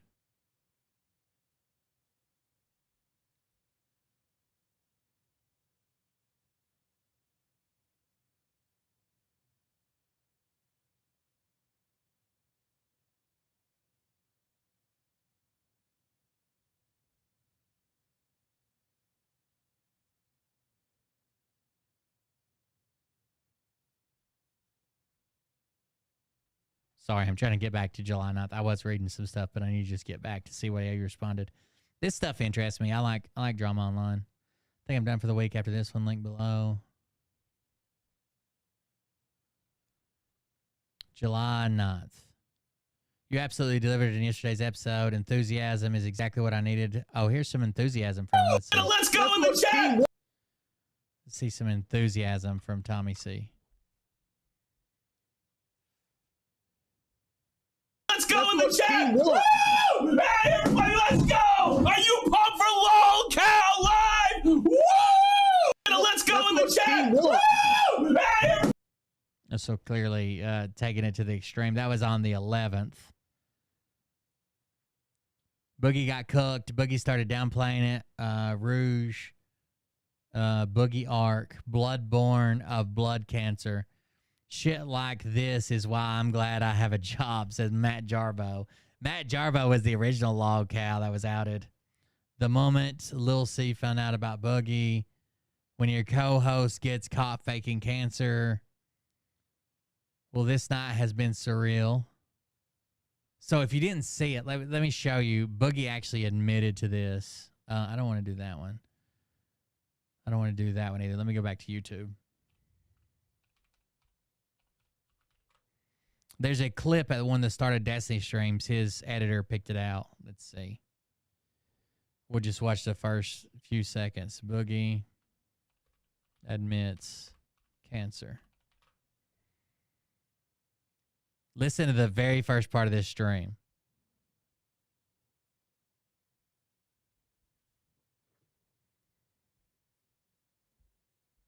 Oh, it's muted. He never told you that you had cancer, though. Sure, that's true. I had to Google that. So he's talking about his doctor, and he says he never told you he had cancer, though. And Boogie says that's fair, that's true. I had to Google it. He never told you that you had cancer, though. That's true. I had to Google that. Okay, yes.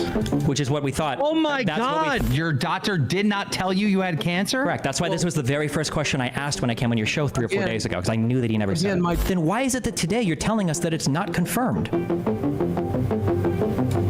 The doctor was able to confirm it. Yeah, both doctors have confirmed it. Why are you saying today you need another test? This doctor doesn't speak very good English. That's why I don't see him anymore. So his first doctor didn't speak, and someone says, "You had Dr. Gupta? Doesn't speak very good English." That was the problem. We're live. Okay, you two bitches. I think this is the first show back after they got yelled at.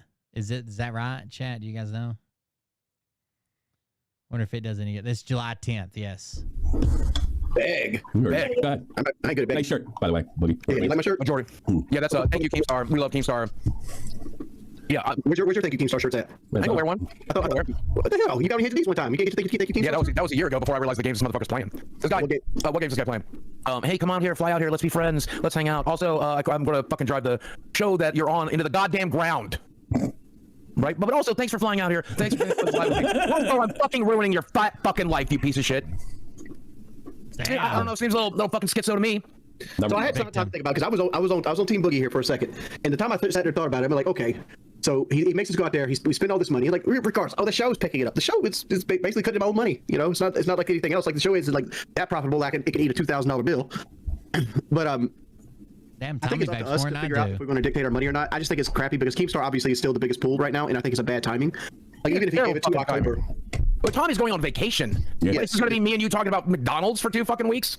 Is that what's going to happen, Jordy? We were relying on Keemstar to help Jordy take his fucking vacation. And then the guy quits. Last I heard in the group chat, it says, oh yeah, I'm off till the 20th. I'll see you guys then. And then, oh, the 20th is going to come and he's already fucking quit. So then what? Make that make sense. Look, I'm grateful for the opportunity. I'm grateful that Keem has helped me pay my fucking rent. I'm grateful for the lifeline. I'm grateful for the fight. I'm grateful that he wanted me at his fucking engagement. I'm grateful for all that shit. Okay? Stupid fucking delusional me. I thought me and the gnome were becoming friends. I thought we were gonna be friends. Ha ha ha. How fucking stupid am I? How fucking stupid am I, huh? When he put out this tweet, yeah, when he put out his tweet, he's like, "Oh, the happiest I've ever been. I got the girl of my dreams." Oh, you guys want to see when Keemstar comes on? Oh shit, I see him.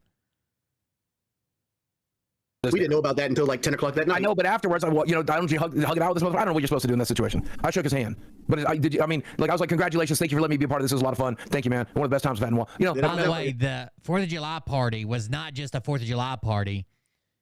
He invited these people there to be part of it, but he was proposing to his longtime girlfriend as well. And that was true. That was true. Yeah, you're right. It did not work out. It did not work out. You ain't wrong. But again, I think he was upset that you didn't really participate. Tommy's texting. I could understand why people are like, I don't like to even fuck with my phone. I know I've been caught sometimes like in a heated fucking argument cussing Mariah or whatever, but I don't even like to look at my phone because I'm here to fucking entertain you guys, right? I hate when chat slows down. I hate when fucking I feel like I'm losing the show or people aren't paying attention anymore. Any of the things. Especially if it's me not paying attention anymore. It's got to be bad. Show up late, you didn't want to go. Wow, a social retard. The situation. A social retard acted retarded. Right. I resent the fact you call me a social retard. You are a social retard. You told me you grew up with fucking friends. You told it's difficult for people to get close to you. You've said you didn't take your right. You have social issues. It's fucking okay. I don't hate you over it. I'm a homebody. That's a social problem. You have a social problem. You can't go off and just talk to people. I hate people. Well, I guess I was wrong. I'm sorry, Wink. Go ahead. No, but basically what he said when it came to both of us is that we're fat fucking retards. But like we advertised that. Basically what he broke it down to is both of us are fat fucking retards. Yeah. From the get crazy thing. Right? Like, was it a surprise that we're fat fucking retards? And if you sit and work with 400-pound men don't want to walk across properties and like stand around and drink beer. I can't even stand around and drink beer. I got a right leg that falls asleep on me if I stand up for long. I definitely can't stand around. God damn it, Keem. They can't hold up their own weight for more than 5 minutes. What's wrong with you inviting them to stand? Next time Keemstar flies them out, he's going to have to get some of those super hardcore fucking electric wheelchairs with like tracks and shit on them that they take people with like no fucking legs up Mount Everest with to kill a caribou or whatever the fuck they use them for. You know, like even though I was sore and shit from Niagara Falls and stuff, I parked in the wrong places. Like, can you park like a couple of houses away or whatever? Wait.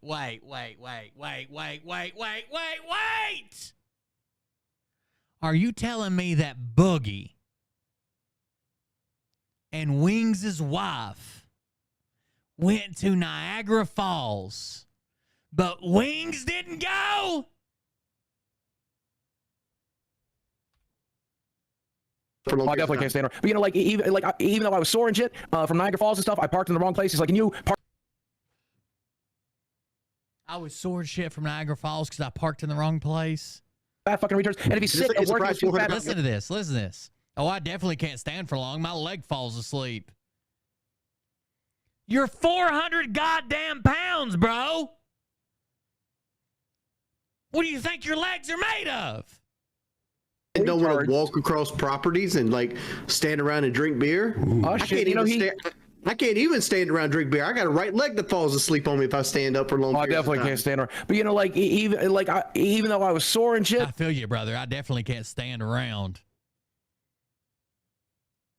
From Niagara Falls and stuff, I parked in the wrong places. Like, can you park like a couple of houses away or whatever down the hill? I'm like, sure, I'll go fucking park there. I went down the car, drove it, did what I fucking That was rough as fuck too, going back and getting the cars. You didn't have to go do that, but like you had to walk through that field with no lights, and there was these big divot holes and shit. I'm like, good lord, you'll bust your knee doing this shit right here. Yep. Especially when you're 400 pounds and asking your knees to fucking hold that shit up. Sucks. He basically had You'll bust the knee existing. Parked in an abandoned lot 2 acres down.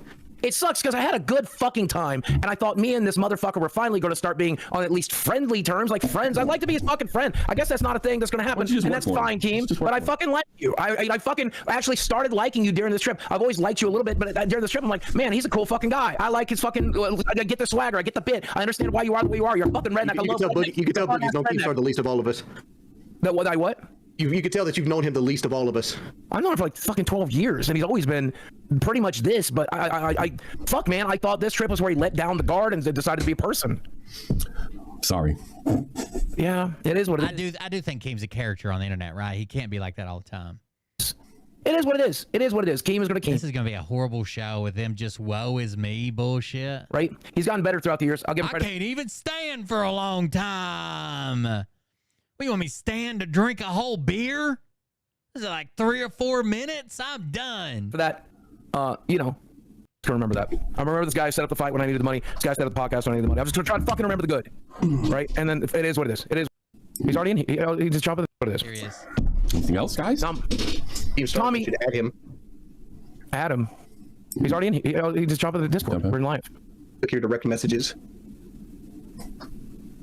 He has to jump into the live chat. I'll do it. Yeah, just hop live. We're ready to go. There he is. Oh God. Oh God. Here we go. Put them in their fat little boxes, Keemstar. This is where we're at. Okay. Yeah. That makes sense. I didn't understand how how to join that. Let me turn my camera on here. All right, so everyone seems to be confused on why I'm upset. It's only a 30-minute stream that I did yesterday. I thought it was like crystal clear. First of all, here's the problem with the trip, all right? Boogie, you had to go meet 10 BO-smelling fans, right? No, about 200, and I had to get paid to do it. It covered. I seen the picture you posted on Twitter. Did you forget there's a picture? Yes, that picture was for what was in line at that one moment. I was there for 8 hours each day, and there was a constant cycle of people. I'm sure. There was. And that was so important. Ask any fan that was there. And yes, it is important because, like you said, this show might not be around forever, but I've had a 5-year-long relationship with Austin. He pays me to go on 3 paid vacations a year. I already burnt the bridge with Retropalooza for this show, and I didn't want to burn the only bridge I have left. Is that unfair? It wasn't important for me to be there. You guys wanted to come early to make the content, and I said it's impossible because I got to get ready for the party. So look, it was impossible. You guys are only here for fucking 2 days. It's impossible to get the content done. I came for the party. So I'm like, okay, well then let's just celebrate the successful show that we have, LolCows Live. It's been a successful show. And then, as you're on the way here, I get a call from CoffeeZilla where you told him you don't get paid for this show. No, I told him that no, here's what I told him, Keem, and you know this. I told him I had not. I literally showed him in that phone call the receipt where you paid me on the 31st of the previous month. So there's a 0% chance that that's what he said to you. And if he is, he's a goddamn snake lying to your face. Okay, so now I literally showed. Yeah, Okay, first of all, time out. 1 minute. Just stop for a second. First of all, Wings' volume is low. The chat's been spamming it, so turn his volume up on Discord. And they're saying my thing is low. So turn the fucking shit up. Fix it. So don't turn mine up, Tommy. I'll fix mine. Now let me finish my sentence, please. In that same conversation with CoffeeZilla, he wanted to see receipts for my income for the last 30 days. I showed him a receipt where you paid me on the 31st. So there is no way that CoffeeZilla was even remotely confused as to whether or not you have previously paid me. What I told him, and what I'm certain that he must have told you, unless he's a snake, was that you had not paid me yet for the month. I did not know what you were going to pay me because we were deducting money from the trip, and I didn't know how it was going to work, and I needed every dime in my bank account that I could to make sure that I could do the traveling and pay my fucking mortgage and pay my medical bills and pay for everything else. A whole ton of fucking words. A whole ton of words. Oh, shit. CoffeeZilla didn't just tell me that you told him that you weren't getting paid from this show. He played the fucking recording because he recorded you. Then why? Then I understand that. Do you think people can edit things to be a little bit out of context? Oh, come on. Because in that same conversation with Coffee, I sent him a receipt where you had paid me 28 days earlier. So it is completely illogical for that to have been. That's a bad argument. I'm trying to teach you, buddy. That's a bad argument. It doesn't matter. That's the reality of it. The reason why CoffeeZilla wanted to call me and speak to me is because he wanted to find out if you were getting paid for the show. Because after the conversation, he can't be that retarded because he just saw a receipt. Let me finish what I'm saying. After the conversation with you, he was led to believe that I was not paying you. Then he's goddamn retarded because I literally texted him a receipt where you paid me. And I heard the recording and you said, I'm not getting, he goes, are you going to do the right thing and refund this 10K back to the people or whatever the fuck for the crypto scam? And he said, I can't, that money's gone. Because I'm not getting paid this month, I don't know if I'm getting paid this month. That's what I said. Oh my God. So this is why I'm pissed, people. He's going around and telling fucking YouTubers that I'm not paying him. Now here goes the second thing with Wings, all right? Wings, I heard about this cost this and that cost this and this cost this and oh my God, that cost this. I didn't hear about, oh my God, I got a fucking check for like $2,000 this month. I got a check for fucking $2,100 this month. I haven't heard you talking about the money you making. All I've heard is about the money that you're spending. I don't get it. You should be grateful for this show. All right, let me tell you, it was this. You paid us $2,100 on the first. I spent $3,800 on the trip. Is that for you and? No, that's just for me.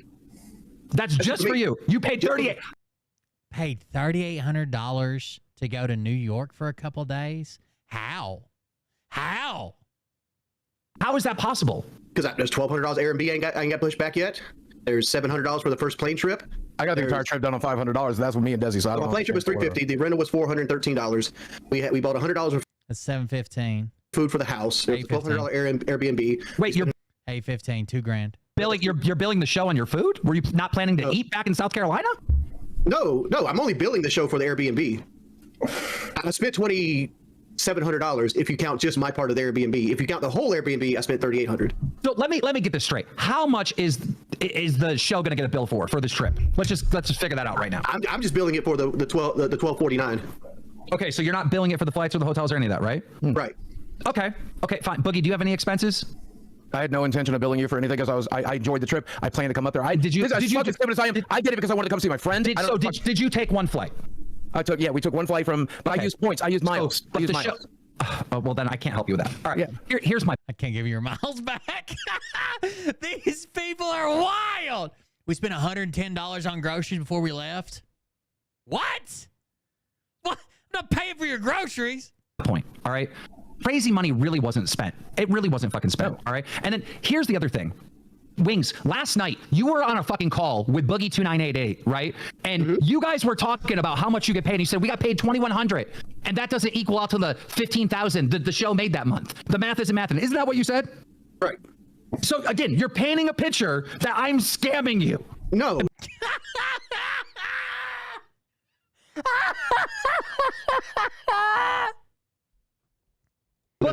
Yes, you were. Boogie even said it. He goes, so are you trying to say that Keemstar steals from you? No. I was trying to tell the Boogie that Keemstar held money back for this trip out of that check because the math doesn't math. Dude, go play the clip. Play the clip because that's not what you did. That was my intention if that's not what happened. In the clip, you were pretending like I'm... Keemstar brought them all together. So, okay.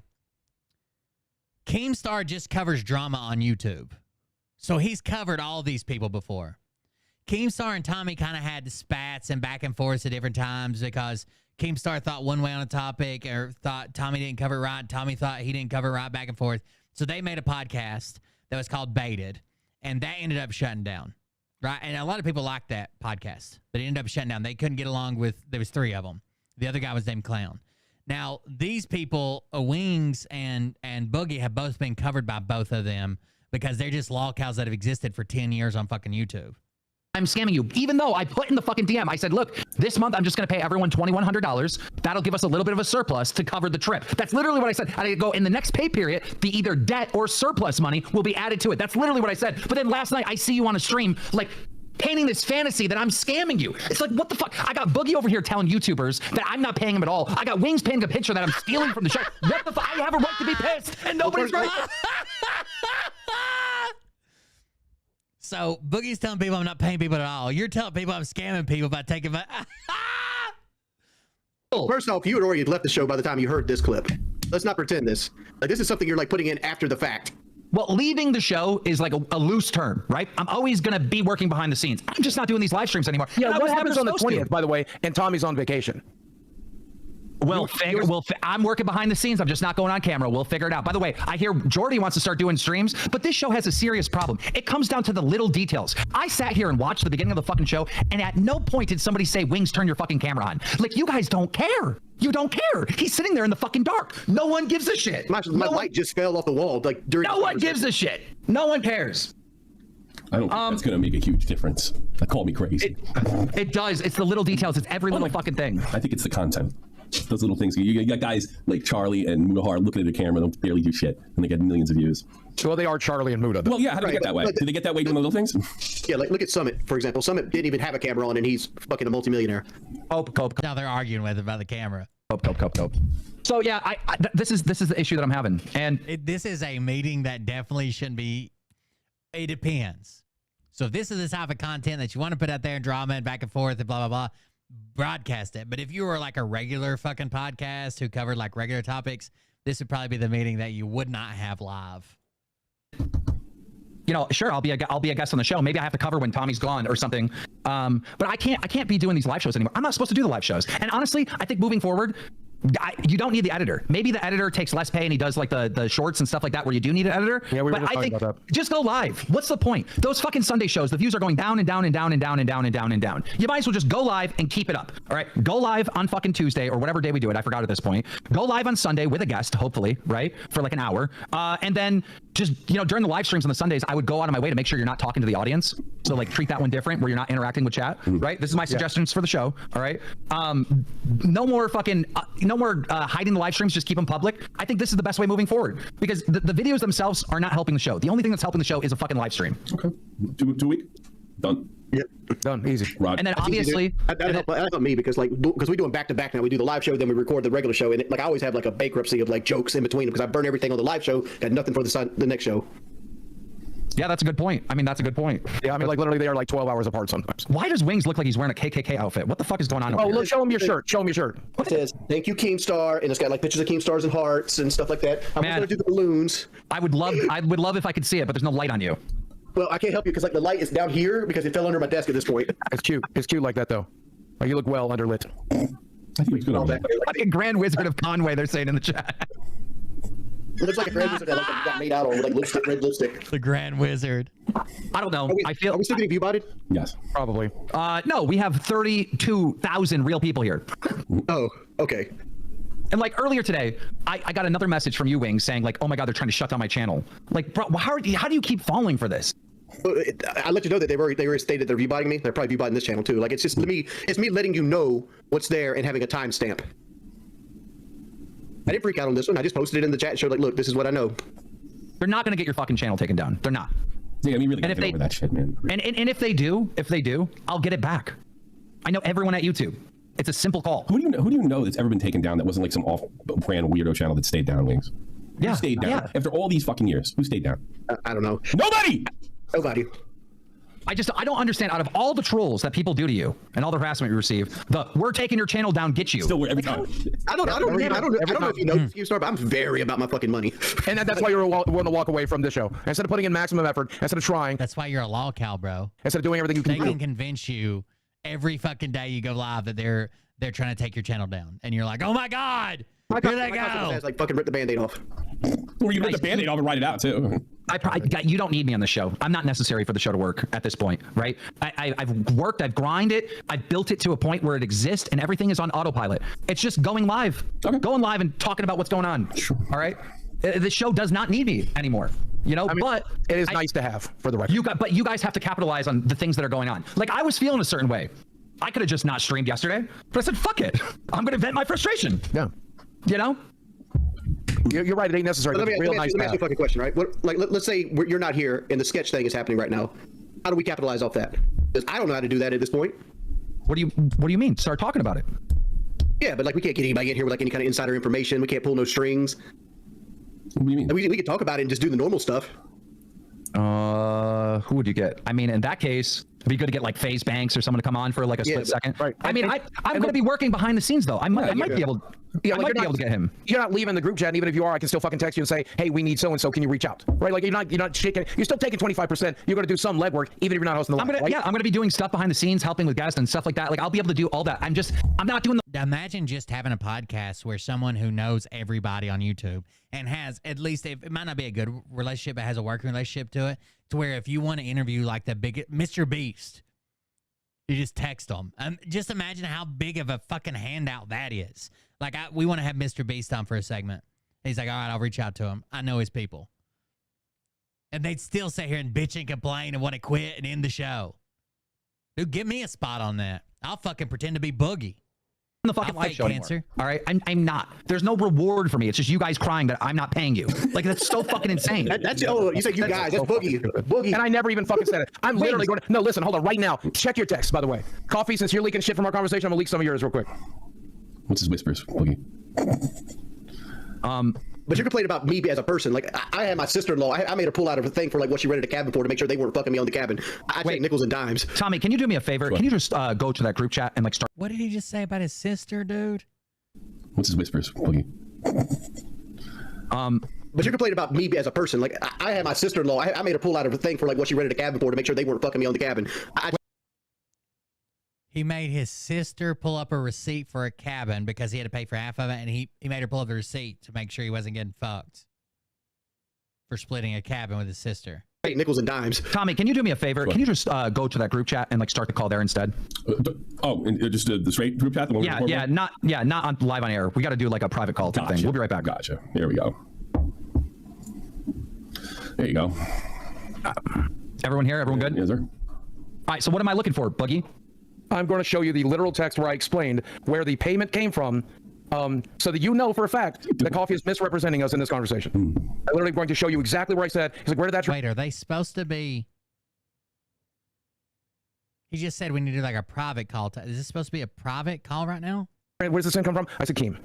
That's my memory of it. I believe it happened in text. If that's the case, I'm going to send it to you. I'm looking for it now. Boogie, you said that you weren't going to get paid this month. Okay. Because I didn't know if I was. Because you had to pay for the trip. Because I didn't know if But the group message said, I'm paying everybody $2,100 this month, and then we'll settle it. So what he was going to do, instead of paying $3,000 to everybody, he was going to pay $2,100. That's $9,999, right? Everybody follow?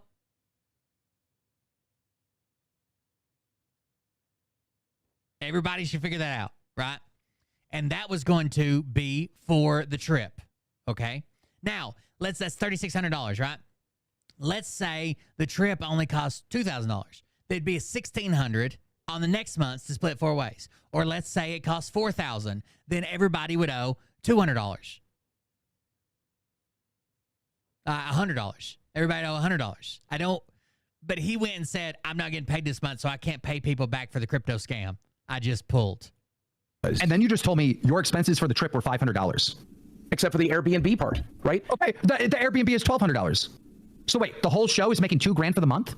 I don't fucking know, dude. I was in the middle of a panic attack after 3 days of not fucking sleeping. He asked me if I was getting paid. I didn't know if I was getting fucking paid. Finally, we're getting the truth out of Boogie. And how much it was. Finally, we're actually getting the truth because you just tried to lie to me in this entire... He always breaks down after a while. Yes, the doctor never told me cancer. Fucking audience. No, I'm not. I'm telling you that in that moment, I did not know when I was getting paid or how much. And that I needed to cover my fucking mortgage. And I was holding on to the money that I still had to make sure I did before I paid off the other $2,000 that I fucking had. If you want to burn a flag, first of all, be ready for the repercussions for burning a flag. Second of all, it's illegal to burn a flag if it's your front flag, right? You can't take someone else's flag and burn it.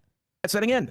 You just lied in front of the 4,862 real people that are here and the fucking 27,632 fucking bots. You just lied in front of all of them. Fucking lie.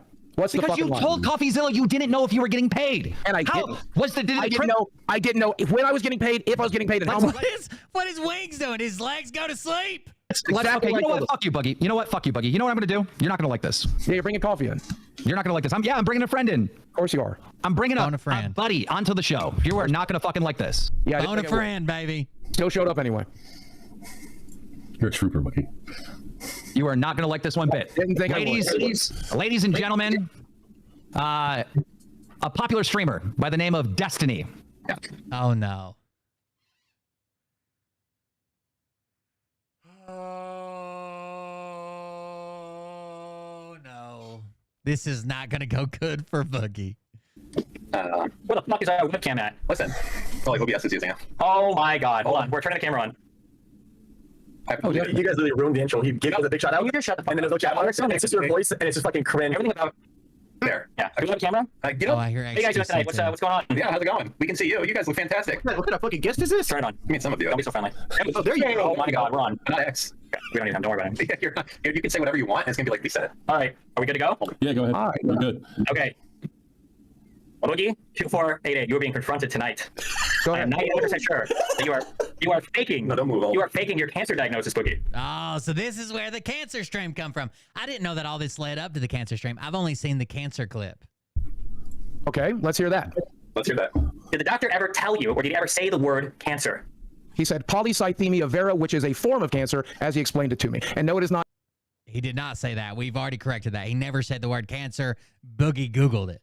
Secondary polycythemia, which is Nicholas Diorio's explanation for this bullshit. So I think it is secondary polycythemia. Well, then why would he call it polycythemia vera? Why would he tell me that I have hormone markers in my blood that tells me I have polycythemia vera? Why does he? And there's the hormone markers, right? They would be extremely low. They wouldn't be high. You wouldn't be reporting like, why are we seeing all these hormone markers in your blood? It would be the exact opposite, but we've seen all that. There you go, folks.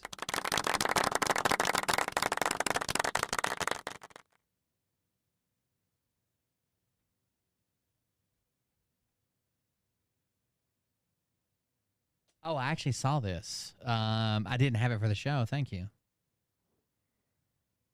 All right, so we don't know. So this is the change of tempo a little bit here. This was leaked footage. Well, I don't even think it was leaked. I think it came out in the investigation. So we've got some type of fucking Secret Service spook up here, and then we got a tactical team, right? And this is going over. They're standing at the shooters' bodies.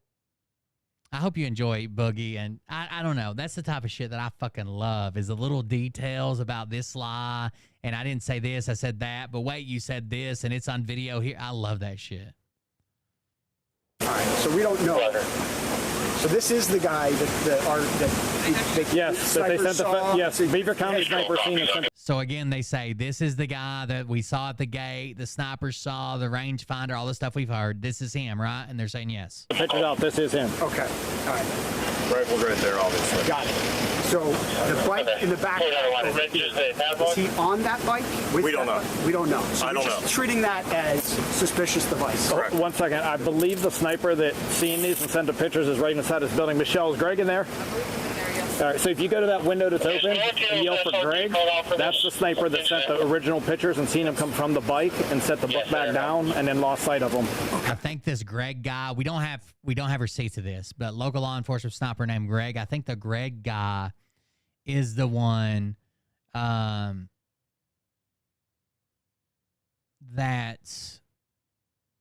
broke away from his location to try to find this guy. He's the one that sent the pictures out. I don't know if you got the same ones I did. I think I did, yeah. He's like got his glasses on and he's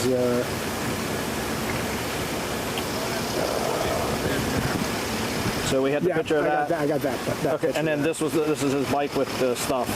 And our sniper seen him walking away from that, I believe. Okay. But he would be right inside that window. He's the one that physically seen this, sent the pictures, and called it out. Okay, so and we have somebody detained, correct?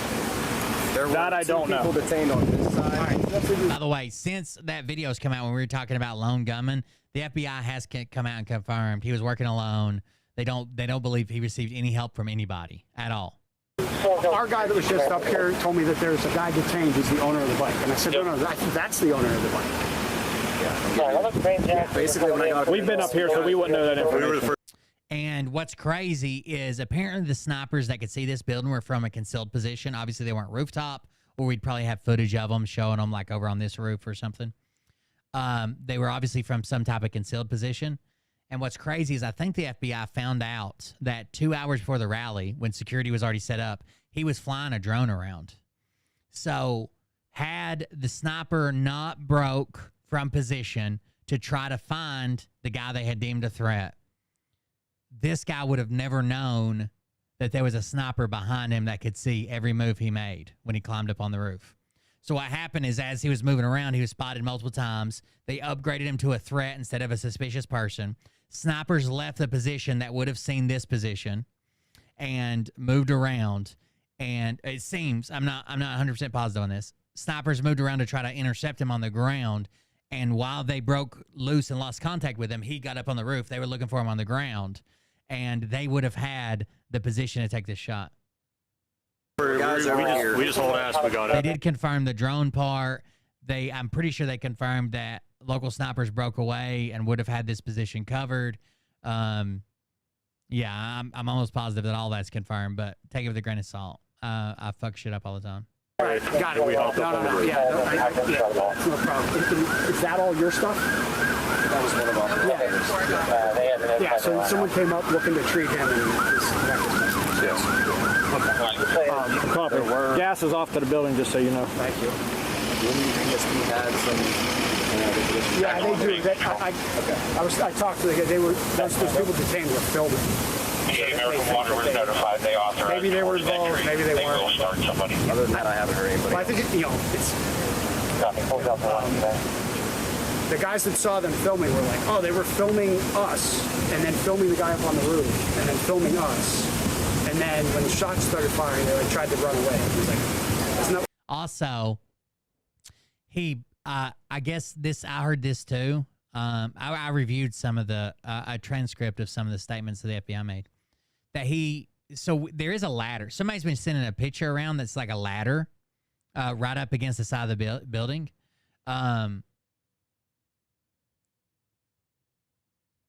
And so the sniper and spotter that took the shot couldn't see him get into a prone position. No, they're on the other side of the roof. He bought a ladder. It said a recent receipt for a 5-foot ladder, but the FBI said he used mechanical equipment to get on the roof.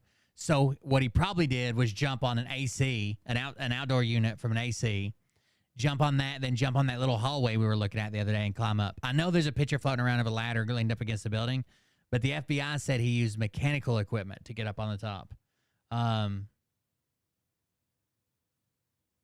Yeah, I think that was another takeaway I had from it.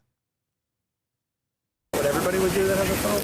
You know, I'm not saying they weren't involved, but you know what I mean? Like that. It's up in the air right now, right? Right. So I got no problem detaining them. But again, I'm just trying to detain those guys, find out what they know, who they are, whatever. I'm trying to get clear information to relay back to DC. Bring control for the water tower. We have one shooter deceased. I think we have 3 victims in the crowd. Did you guys hear that too? That I'm not sure. So I heard 1 deceased, 2 life-flighted. I know 2 helicopters did take off. Yeah, okay. So I don't know how many victims. Where you're Top Hill over 1 command. We have access to a drone. Where this water tower? Any LE? No. No, that's incorrect. I will try to confirm. One that was one. In the van. Yeah. Did he survive? Copy.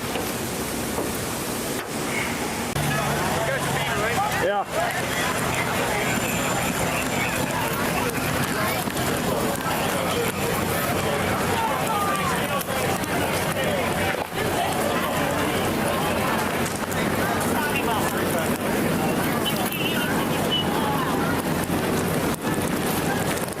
Copy, Ronnie. We're coming to you now.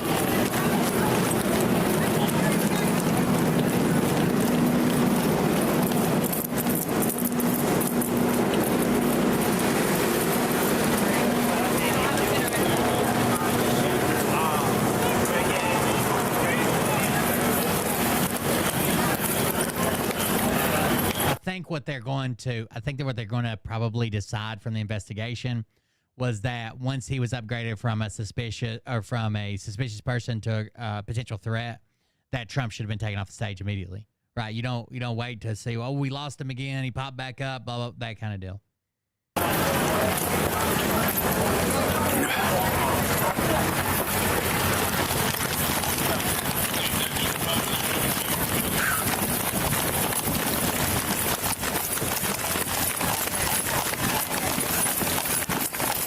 Right behind you, Michelle.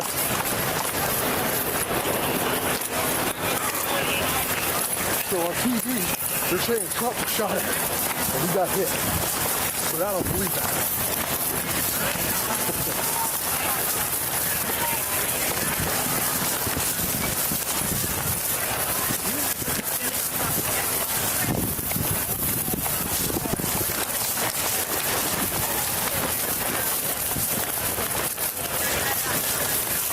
A lot of the decisions are made on him not having a visible weapon, right? He was in a backpack. But again, you just can't shoot civilians. The decision is not to shoot the guy whether he has a weapon or not. The decision is to get Trump off the stage, right? You might have to apologize to people. People might be upset. Pull Trump off the stage. Then we'll find the guy and find out if he's got a weapon or not. I'm trying to figure out how this guy got here. Go. You're going to have to take that bag off. I'm not fit. Well, we're in fishing, dude. You will. You guys gonna fit? I don't know. We'll make it happen. Hold on, Rich. Go. That's they used that fence, like I said in the first video we did, to decide what the inner and outer was. That's why it's chained shut. I think there was somebody posted there at one point just to watch it because it wasn't chained shut all the way. Yeah, I can get through there. Yeah, we need bolt cutters. Well, fix. Wash your face. Go ahead, Michelle. Let's go. He's got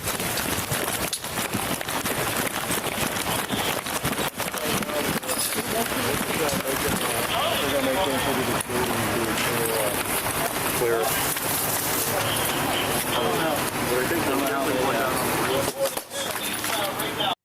I hope in the investigation we figure out where the sniper team that would have been covering that roof would have been.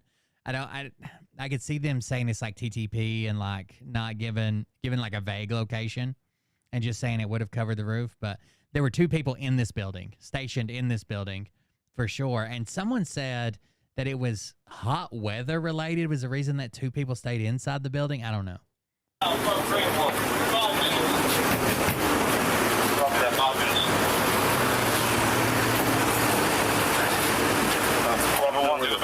operators are. I think they're on the roof. Is that where the dude is too? Yeah, he's up there too. So ladders anywhere? So the ladders are en route. So the operator suffered lacerations to their hand from climbing up on the and so like you might need minor stitching. Okay. Can't confirm. Sounds like the cop cut his hand climbing up there. Life status on the mail, but let's get our operators take care of first. But ladder is coming. So how we got up next corridor over. Probably they say ladders on the way. They did find a receipt on him for a 5-foot ladder. I don't know if that was to access that little walkway we were talking about between the doors or something. Okay. Right, like little, you'll see all the handprints on the Behind two pine trees, the ladder up. The suspect is directly above us. The ladder's gonna be coming over here? Yeah. They're gonna bring it the backside. So that corridor down there? Yeah, it's right between the pine trees. Any folks that have Let's see what this little corridor looks like behind this tree. Here, what about that ladder there? Yeah. There's a ladder right here. Can we use that ladder? Can we use this ladder? Yes, you can. Go down to that corridor. Ah, there's the ladder. It might have just been left there, or somebody grabbed it or something, but right there's the ladder. Go ahead, Michelle. I want to make sure you get up there before me.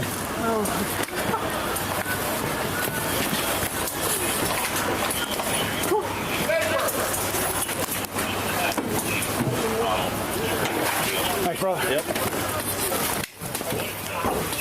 It's one of those extendo ladders. I got one like that. Small roof in the middle. If you're standing on the stage to the left, if you're out in the crowd looking at the stage to the left. Yeah. He was on a roof outside of the fence. You need anything, brother? No, I need to take a break. All right. See, once you get to one of these roofs, you can basically walk right across that other roof. I wonder if there's an air conditioner unit or something close to this little walkway thing. He said he used mechanical equipment, which it could have been the thing the ladder was just beside. That little thing looked like it was maybe 6 foot off the ground. Somebody could get up on top of that for sure.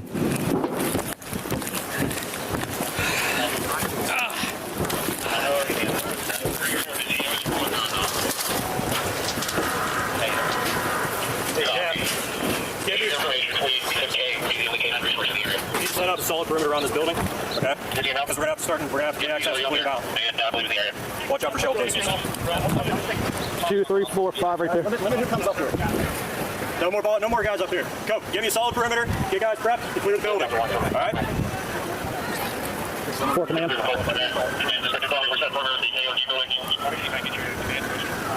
4 command.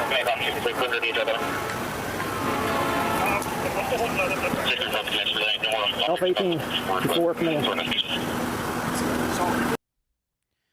Mr. Paris told his hearing that the state police were responsible for the area around the AGR International Warehouse, the building from which Crooks fired that was around 400 feet, 122 meters from the stage with a clear line of sight. This is House and Homeland Security Committee, Pennsylvania's police commissioner, Christopher Paris. He said that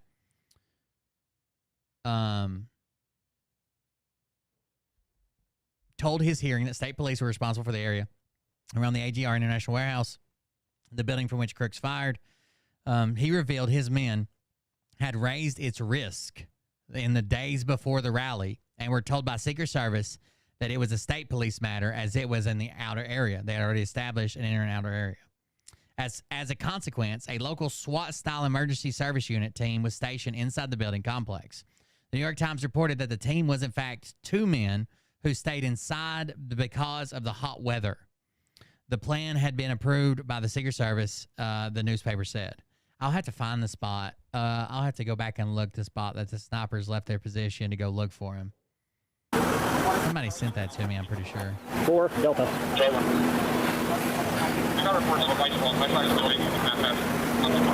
What side of it? Yeah, that is correct. That's part of the initial. If you need to get rid of it, we'll get it.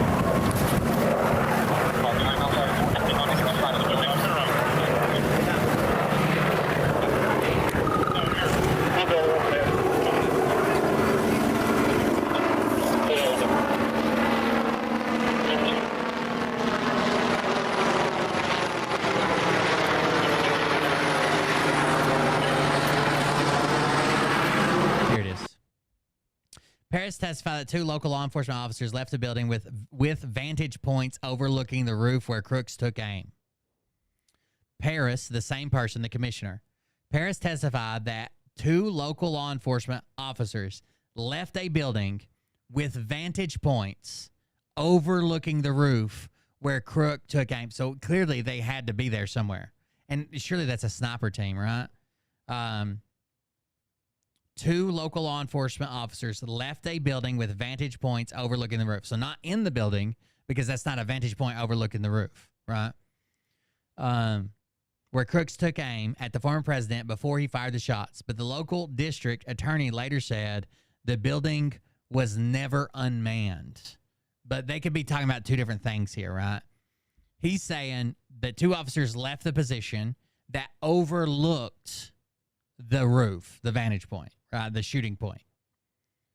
The local district attorney says, oh, well, the building was never unmanned. That could be true if they're fucking inside, right? They're inside the building.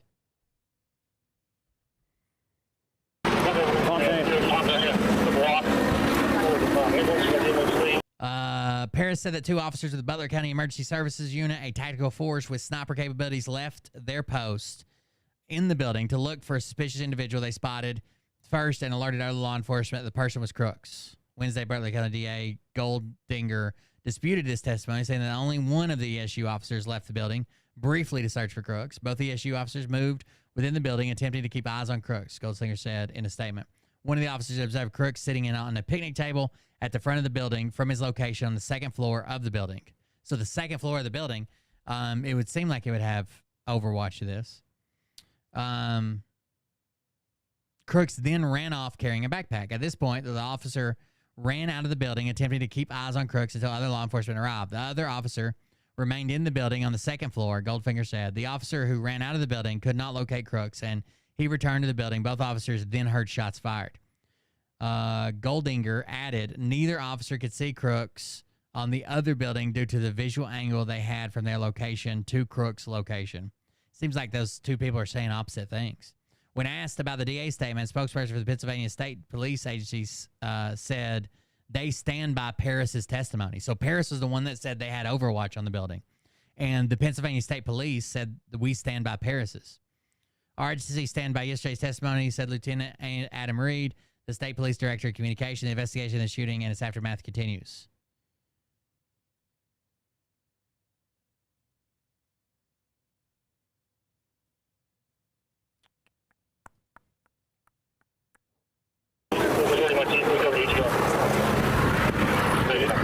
Myself and Michelle will be out with the suspect. Several members of I keep hearing retards yelling about the water tower on Twitter. The water tower is not a good position. You have no fucking cover, no concealment, no nothing. It's not a good position. Unless it's a show of force like the people who are right behind Trump on the roof where you can clearly see them. It's a shitty position. Bad angles, too.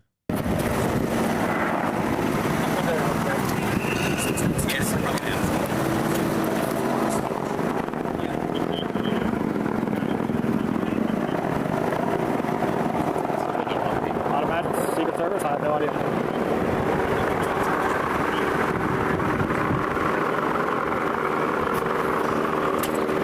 Damn, he's Snapchatting the shit out of that, ain't he? Wonder which one put it on TikTok first. Oh, geez. I thought he wasn't coming.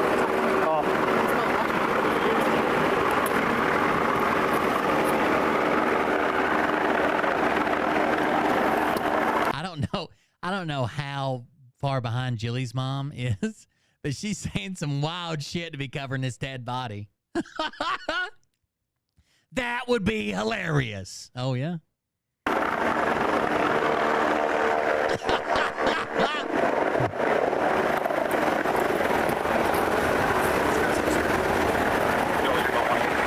Yeah, it's real awful and tragic, and a man lost his life, you know, from a gunshot. That would be hilarious. This is too great to hold out. Oh, God, he does. Laugh out loud. You're going to catch up in a minute and be like, what the fuck?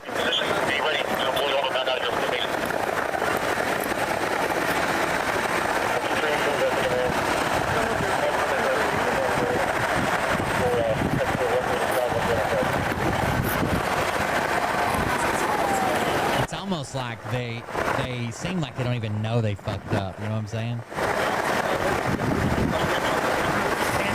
I know you're pretending like they fucked up so bad. Oh, you'll be good. You can go down with it. There's one of the.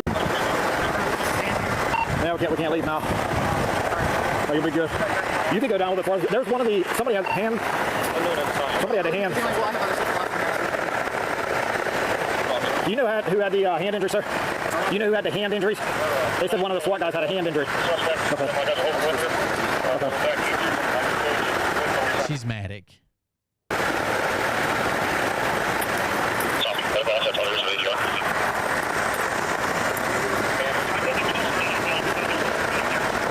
You say you do?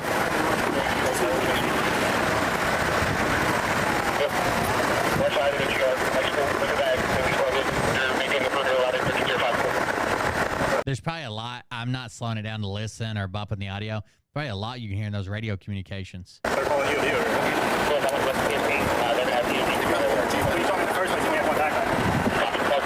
calling you here.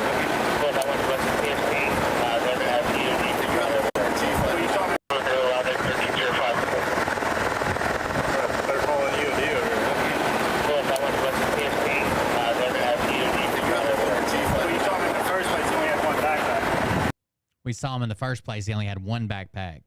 Now it seems like he might have multiple backpacks. This guy got fucking nods on. What the fuck? Do you expect it to suddenly get dark, brother? There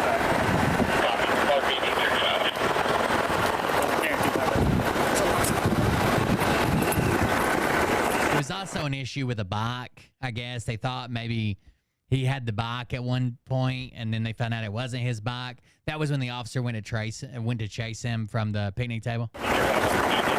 He's a big baby is why. Why does that guy have night vision goggles on? He's a big baby. That's why. Laugh out loud. Jilly's mom wilding out on these motherfuckers.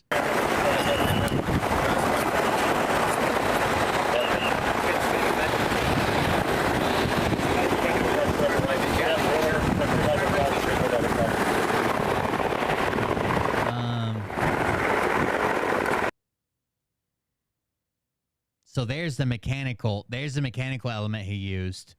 You guys see this air conditioner? I bet you that's it. From there to the wall to that lower roof. View from the AGR building to the stage. But isn't this the building right here? I understand they're looking at the stage, but this is the edge of the building he shot from right here. What's out the side of that window?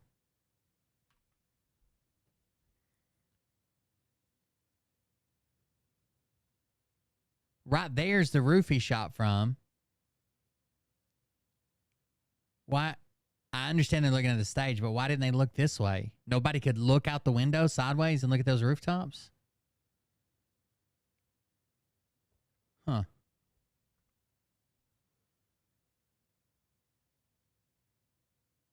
They don't really need fucking a view of the stage.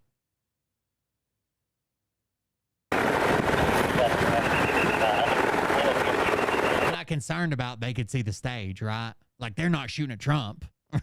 They need to see other things that can see the stage.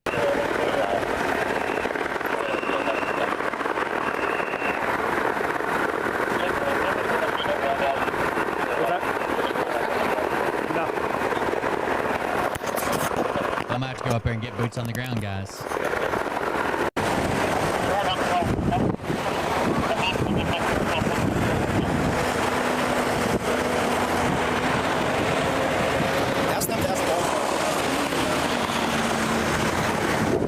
I probably wouldn't on that now. Let them come up and mess with that thing. Good.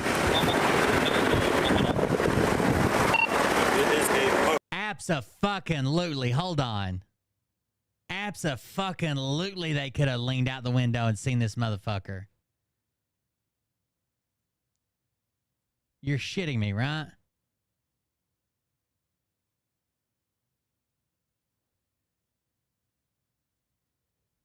Let's pretend they're in the furthest fucking window over here, which is probably a stairwell. They were probably in one of these.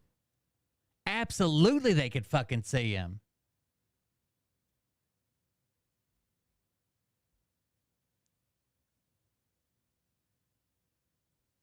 No fucking way, dude.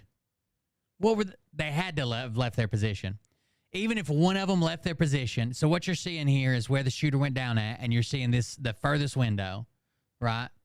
Even if one of them left. Now, if one of them left, he may have been like, fuck it. I don't want to. Let me look at this picture from RP again. Let me see if I can tell how far it is. So we're looking at like what is that angle compared to the stage?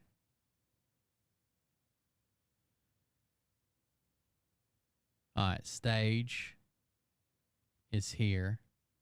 So we're thinking it's a pretty shallow angle to the stage in the Red Barns.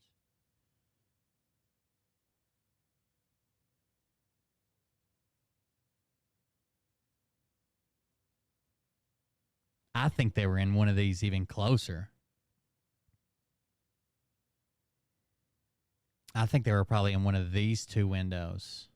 The two on this side of the air conditioner unit. Just judging by the angle, but that could be thrown off by a couple of things.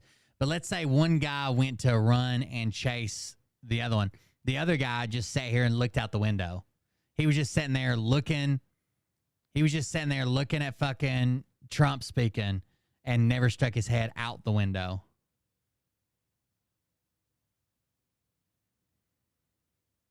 Never looked. He was just looking straight down through here, especially by himself, or maybe even trying to make sure his partner was all right, looking out a different window at his partner running around.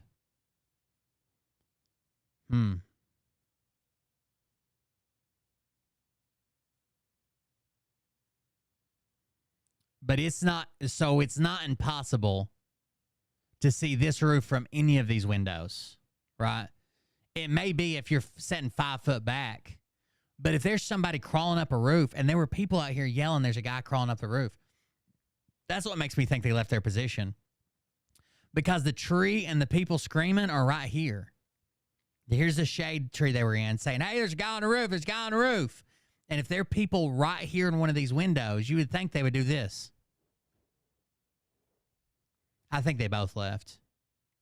Or let's pretend they saw him at the picnic table. Let's say they saw him at the picnic table over here. I don't know where the picnic table is, but let's say it's under this shade tree at the very top. One guy runs out to go look for him while the shooter's actually going around or something. The other guy moves to the back side of the building to overwatch his guys. Yeah, I understand one of them said both guys left, but there's a dispute. Like the other guy said, just one of them left. But absolutely they could have seen that rooftop, especially with people screaming, hey, he's on the roof, hey, he's on the roof. Because he had to crawl. This is a low-pitched roof. It's not like he walked like on a house roof where you can walk almost to the top, then lay down and crawl. He had to crawl from the fucking bottom. If he'd have been standing on this roof, they'd have fucking seen him coming. Device. He's gray in color, about 5-6 inches tall, about 1.5 to 2 inches wide, powered by a 9-volt battery. Can you flip that over? Or should I just leave it? They want pictures of it for the spawn squad. Oh, the detonator. They keep describing his explosives as very crude, rudimentary. I don't think whatever he did, he didn't set them up right. Those close-ups of the grannies. How would I have set it up?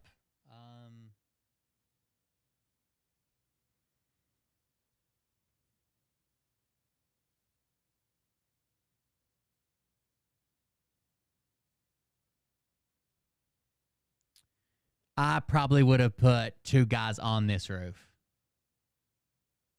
Because if you put 2 guys on this roof, even if they stay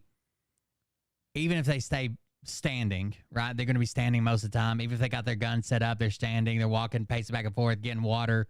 And then I probably would have had 2 guys on this roof and gave them a 3rd guy to run up and down a ladder, get them water, get them supplies, get them whatever they needed while they stayed up there. That looks like the highest roof here, right? And you could work every roof from here. But if I would have had if I'd have had guys in this building, I would have had way more than 2. Because you can put 2 right here that can watch towards the stage, this grassy field, and this roof. You can put 2 right here that can watch this roof. Because one thing they wouldn't have been able to see is this roof, right? The roof that we just saw the guys walk across after they got up on the ladder, they wouldn't be able to see any of that. Unless they were trying to walk back and forth and cover both sides, checking every 3 minutes or whatever. If I was going to have guys in this building, it would probably take 2, 4, 6, 8, maybe 10 guys on this 2nd story. But if you just put 2 guys up there and a guy at the bottom of the ladder, up and down, I would have put 2 guys here.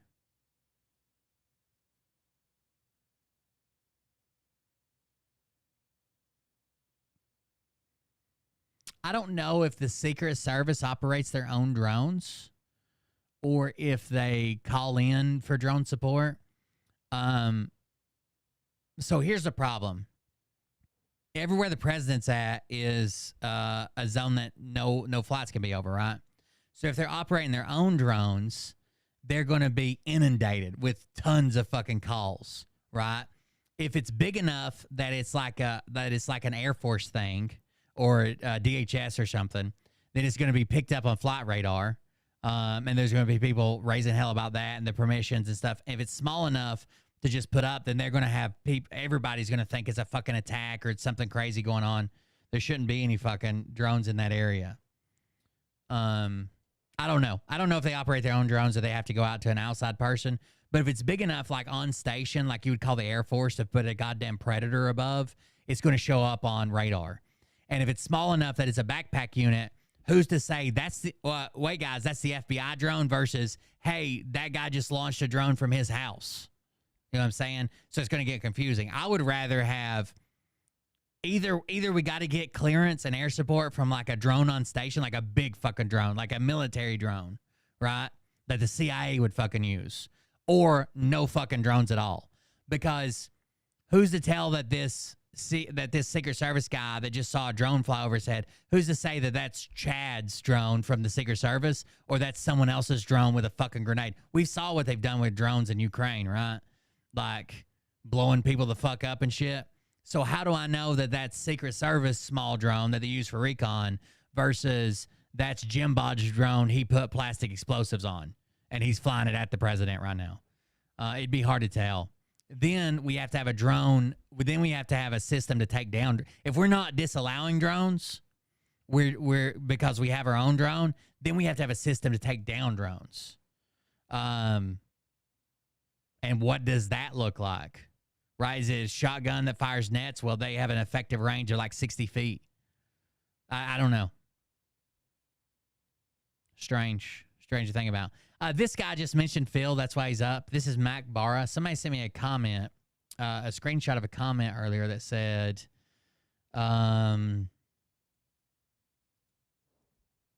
just saw this comment on Mac Barra. The guy seems like a complete idiot to me. Anyway, here's what he said. I've had enough dumb shittery. I challenge Phil Godlewski to debate on the JFK assassination, 9/11, the moon landings, the flat earth, anytime, anywhere, any platform. I realize we all have bigger issues to face right now, but this has gone on long enough. So let's see what he says. Hey, Idaho. Jennifer, across this beautiful blue-green globe of ours. Let me turn on my light. Welcome to Real News Live. This is A Tell the Truth Wednesday. I'm your host, Mike Barrett, in Las Vegas, Nevada. Joined as I always am by, on Mondays and Wednesdays, by the lovely lady with the lustrous hair, my co-host in Hayden, Idaho, Jennifer Falalong Doreen. How are you? This is a tiny channel, by the way. It's got like 3,000 subs. This video only has like 600 views. All right. I just, look, I've tried to support Phil. And I have. And, you go over there and I said, hey, look. I think they're probably Q-tards, but he just doesn't align with Phil's Q-tards. I don't know enough, but I think so, because he just said, I've tried to support Phil. Phil's got this a little bit wrong. I was very polite about it, and of course they immediately blocked me and banned me on his chat. Not to mention the best drones for something like that, with all the stuff that you could put on there for like heat mapping and stuff, are all DJI. And fucking the government does not trust DJI drones. There's states that are banning them. DOD's fucking banning them because of what the stuff they collect, right? So imagine having a fucking DJI drone flying over the president, and there's questions that DJI is stealing people's mapping and data and Secret Service positions. They can steal all kinds of information from it, allegedly. And it's like, he tells people he's got 40 million viewers. Look, I think Phil 1 out of 10 times has relevant intel. The other night was not one of them. Donald Trump did not fake his assassination attempt. It's just ridiculous. And if they told me they were going to start having the Air Force put a fucking Predator drone on station, yeah, maybe. The problem is so let's say you have a crowd of like, let's say you have a crowd of like 400 people or whatever, and one of them suspicious. How do you, without laser designators or something like that, how do you tell the Predator drone it's this guy? We want you to follow him around. Like we laser designated targets, right? That's probably not good for anybody's health or eyesight or anything. But overseas, we fucking laze targets and forget about it, right? I don't know how you would. I guess if he separated himself pretty well and you're like, he's going around the north side of the building, can you see his heat signature? Maybe. I kind of wonder what the game is with Phil. And Jen, I have to go back to this. You said a couple years ago, or even a year and a half ago, Phil's going to go away. Phil's going to disappear. And I wonder if this sort of ludicrous stuff is his way of being disappeared. Any thoughts on that? Being disappeared. But and I could be wrong, and I'm not going to come out here and bash somebody else for their theories, and that's really what Hello, Jen. Just asking for any vision of financial help in the near future. Both cars in the shop. No way to go and limited time left with rental. Thanks, for real. So apparently she's a psychic. Is that what they're asking her? I talked about yesterday on my philosophy show that everybody's got their theories, and you know, I have mine and you have yours and he has his, and that's the way life goes. You know, we've all got our theories. Next question pops up. It says, my husband, John, just lost his job, making him super stressed about money and bills. Do you see him getting another job? My job is too stressful already, and I need peace in our home. So she's a psychic. They'll do our thing. There's going to be people that agree with you. There's going to be people that disagree. There's going to be people that have information that you don't. Try to get some of that cat pussy, huh? So I wasn't there. I did, however, remember when we did that, when I projected to the assassination? Yeah, I have, so my DJI drones, I can hack them and do 3D renders with them. There's like, it's not hacking, like you're side loading a program, but I don't have anything to hide from DJI, right? Like I can understand why law enforcement or police, if there seems to be credible evidence that they're stealing information from them, I can understand why. But even with consumer drones, man, they could be making maps for a potential invasion one day, right? If they are downloading that, and they already have GPS, location, date, time, all that shit on them. If you took all the consumer drones that have DJI cameras or are made by DJI and were somehow siphoning that data, you could build a model a hell of a lot better than Google Maps ever could, right? Because Google Maps has a limited number of cars, limited number of satellites, whatever. We're talking about millions of drones. You could build some pretty incredible shit with that. We did that show. You saw what I know without knowing what I know. And that was pretty cool. But I am not knowledgeable enough on the subject to make an assumption like that. As far as him going away, that's 45 just resubscribed for 25 months. Thank you very much. 25 months. Over 2 years now. You're catching up on Dr. J. And let's be honest, she's not getting any younger, right? You might be able to move in after the... You know, if I got that a couple years ago, like one day he's just going to duck out, won't be doing the truther stuff anymore, probably. But because of freedom of choice and everything else, that could have changed. Sure. You know? My point in my show yesterday. Well, wait a minute. Can we do news before we do that? Real quick? Okay. Okay, so quick news. Bondholder has heard that everything was settled yesterday. After that, it takes... Why does she look like she's Jeffrey Dahmer who just went through a transition? 48 hours for money to flow, so he is expecting to see money tomorrow. He was expecting to hear today. He heard yesterday that he should have money tomorrow. He also has said everybody's going at once. Now, what that means... Like, you're not fooling anybody, Jeff. What are you doing? He is not an actual bond holder. He is a bond broker who's getting paid a commission. What that means is, as Jen said, guys with commissions get paid last. So what it appears is that what Mark is telling you about bond holders getting paid is probably true, because if they're going to be paying the guys on commission tomorrow, and he said they would all go at once, all of the commission guys will go at once, they'll get paid out of the treasury. That is an indication, if it happens, that... Let me guess what didn't happen. The bond holders didn't get paid. You're there. That phase is over and complete. Guess what? Like Wolby said last night. This was 2 days ago, by the way. We're next. So that's the news that I have, Jen. And then go on to what you were saying about... I agree with that. I'm pretty sure that's where we are right now. Okay. I agree. Everybody's going to be paid tomorrow all at once. There was some kind of hold up waiting to see what would happen with Biden. Interesting. Anyways, that's what happened. I'm about to end. I don't know if this will give me a copyright strike or not. I really like this channel. Please go subscribe if you're interested in guns and stuff. This is Garantham. He's always got a really good channel. It's always educational. He doesn't base stuff off bullshit like fully automatic, semi-automatic rifles or whatever. His shit is based in reality. He does a bunch of stuff with guns. If you're interested, Garantham. He's got 4 million subscribers on YouTube. You've probably heard about him. I'm probably not telling you anything new, but they did a recreation. By the way, most interesting video I've seen today. Let me tell you about something. If you lose an ear, remember the other day I was talking about, I'm pretty sure YouTube's listening to my podcast and then recommending videos on it. If you lose an ear completely, let's say it's blown off, explosives, right? They can take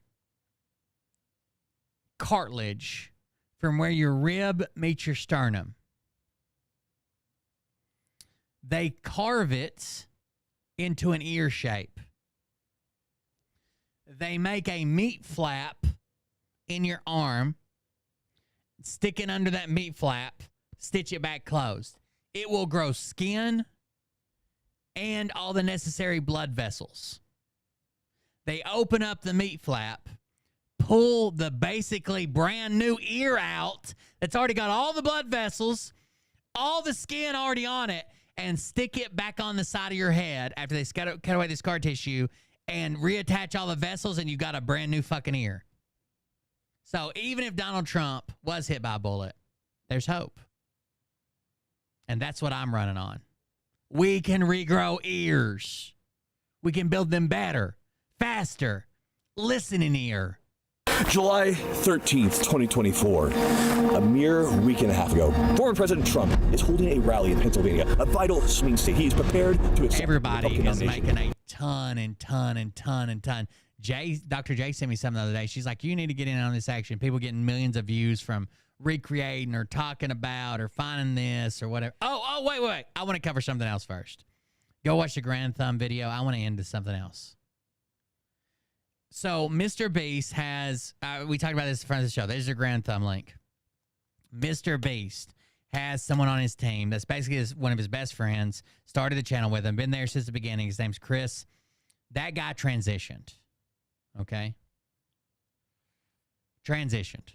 Now, recently it has come out that he may or may not, seems like he did, at the time that he was like around in his 20s, 25 or whatever, he had some 15 and 16-year-olds in his Discord and made what seems to be the only thing we have sure evidence of is he made some inappropriate jokes, had some inappropriate discussions, mostly in a joking manner, almost all in a joking manner, right, with these people that were minors at the time. So he's like 10 years or elder.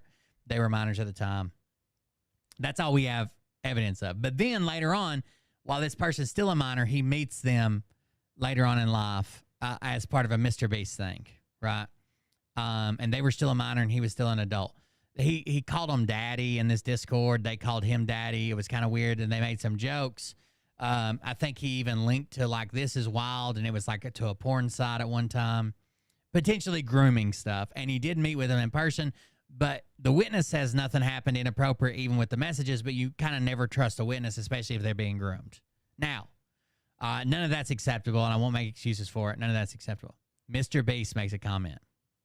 Now, I want to read this to you in full. Mr. Beast. Over the last few days, I've become aware of the serious allegations of Ava Tyson. That's Chris. She changed her name from Chris with a C to Chris with a K and added Ava. Ava Tyson's behavior online, and I am disgusted and opposed to such unacceptable acts. I'll read that first part again. Over the last few days, I've become aware of the serious allegations of Ava Tyson's behavior online, and I am disgusted and opposed to such unacceptable acts. During that time, I have been focused on hiring an independent third party to conduct a thorough investigation to ensure I have all the facts. That said, I have seen enough online and taken immediate action to remove Ava from the company, my channel, and any association with Mr. Beast. I do not condone or support any of the inappropriate actions. I will allow the independent investigation the necessary time to conduct a comprehensive investigation and will take any further actions based on their findings. This is the best possible fucking response you can get from anybody, right? They said what they saw. They refuted. They said they were disgusted and opposed to these unacceptable acts. They hired an independent, out of their own pocket, hired an independent company to do a third-party investigation. But even though they're waiting on the investigation, I've seen enough. I got rid of them. They're not associated with me, my company, my channel, or Mr. Beast in general. And I do not condone or support these inappropriate actions. If there's a further response required, that'll be after the investigation. You couldn't answer it better than this. Okay? You could not. You said you were disgusted. You said you don't condone it. You said it's unacceptable. You got an investigation going. There may be further stuff you have to do, and you'll do that when the time comes. You went ahead and separated, fired, removed, everything, right? You couldn't answer this in a better fucking way. Like, I can't think of a better way to do this. I don't know if you can, but literally called it out for what it was. Said they've seen enough already. Separated. Investigation ever. But guess who comes fucking waddling up into the comment section? Guess who comes fucking pissing in his basement right up into the comments? Fucking the quarter. The quartering's been pissing me the fuck off lately. That fat fucking piece of shit. Bias out his fucking goddamn eyeballs. The quartering shows up in the comments. And you think, since Dr. Disrespect was like, yeah, I was texting a minor, an individual minor, and he says, firm handshake, that he would be like, hell, good job, buddy. Nope. The quartering says, there have been several young men under the age of 16 that come forward. Chris Ava was predating, whatever the fuck that means, on your viewers. His name is Ava. You enabled him to prey on young viewers, and this statement is pathetic. Why is it so hard to disavow grooming?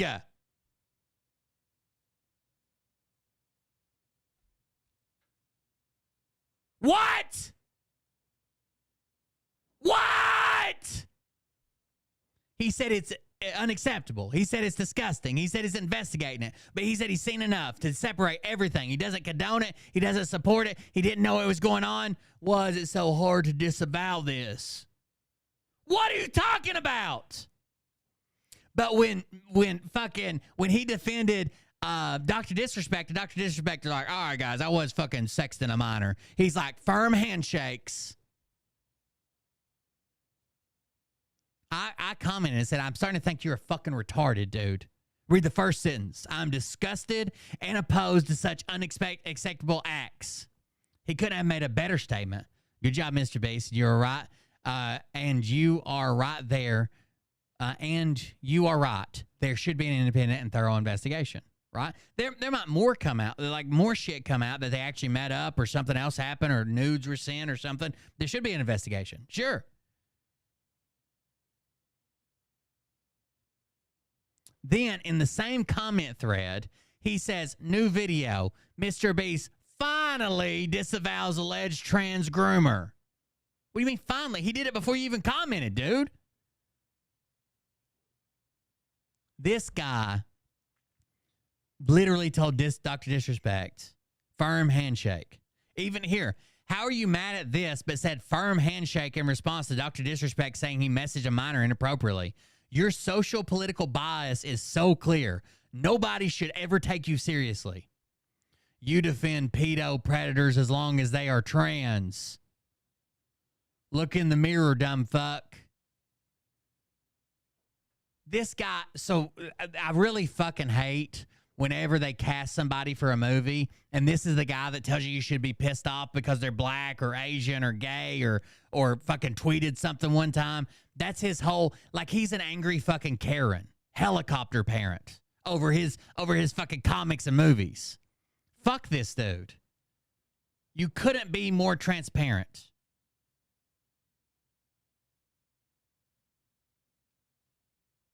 Someone even highlighted it for, in case you missed it. I am disgusted and opposed to such unacceptable acts. I do not condone or support any of this appropriate action and will take any further action based on their findings. He doesn't respond. The quartering couldn't be more transparent. He will lie. He will say whatever the fuck he thinks gets the most reaction. He will fucking suck goddamn Dr. Disrespect's dick for texting a minor and then be like, whoa, yeah, why can't you just say this is bad? Well, you mean the 4 times I fucking did? Fuck the quartering. He's a fat piece of shit. He deserves to be over there with goddamn Boogie. And now I'll end it. Thank you guys for joining us. Thanks for being here. I appreciate it. What's this? I promised this goddamn audience that Wings was coming on here. I'm going to be upset if you don't come on and talk this out tonight. He said, I'm not even home. Oh my God. Tell him to join by voice. He's got a phone in his hand. What the f***?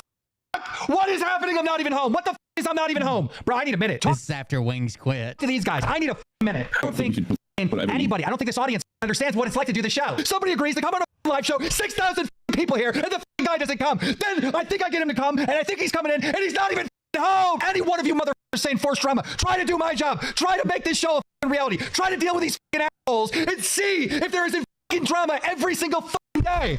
F you. I promise the Scott audience. There we go, baby. That's what we needed to lighten the mood. See you on the next one, maybe. See you never, fuckers.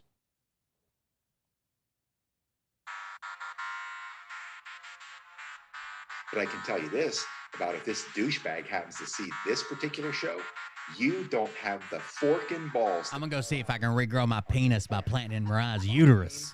And tell I don't know how this shit who works. they are and telling the rest of the world who they are. You don't have the fork and balls. You don't have the balls.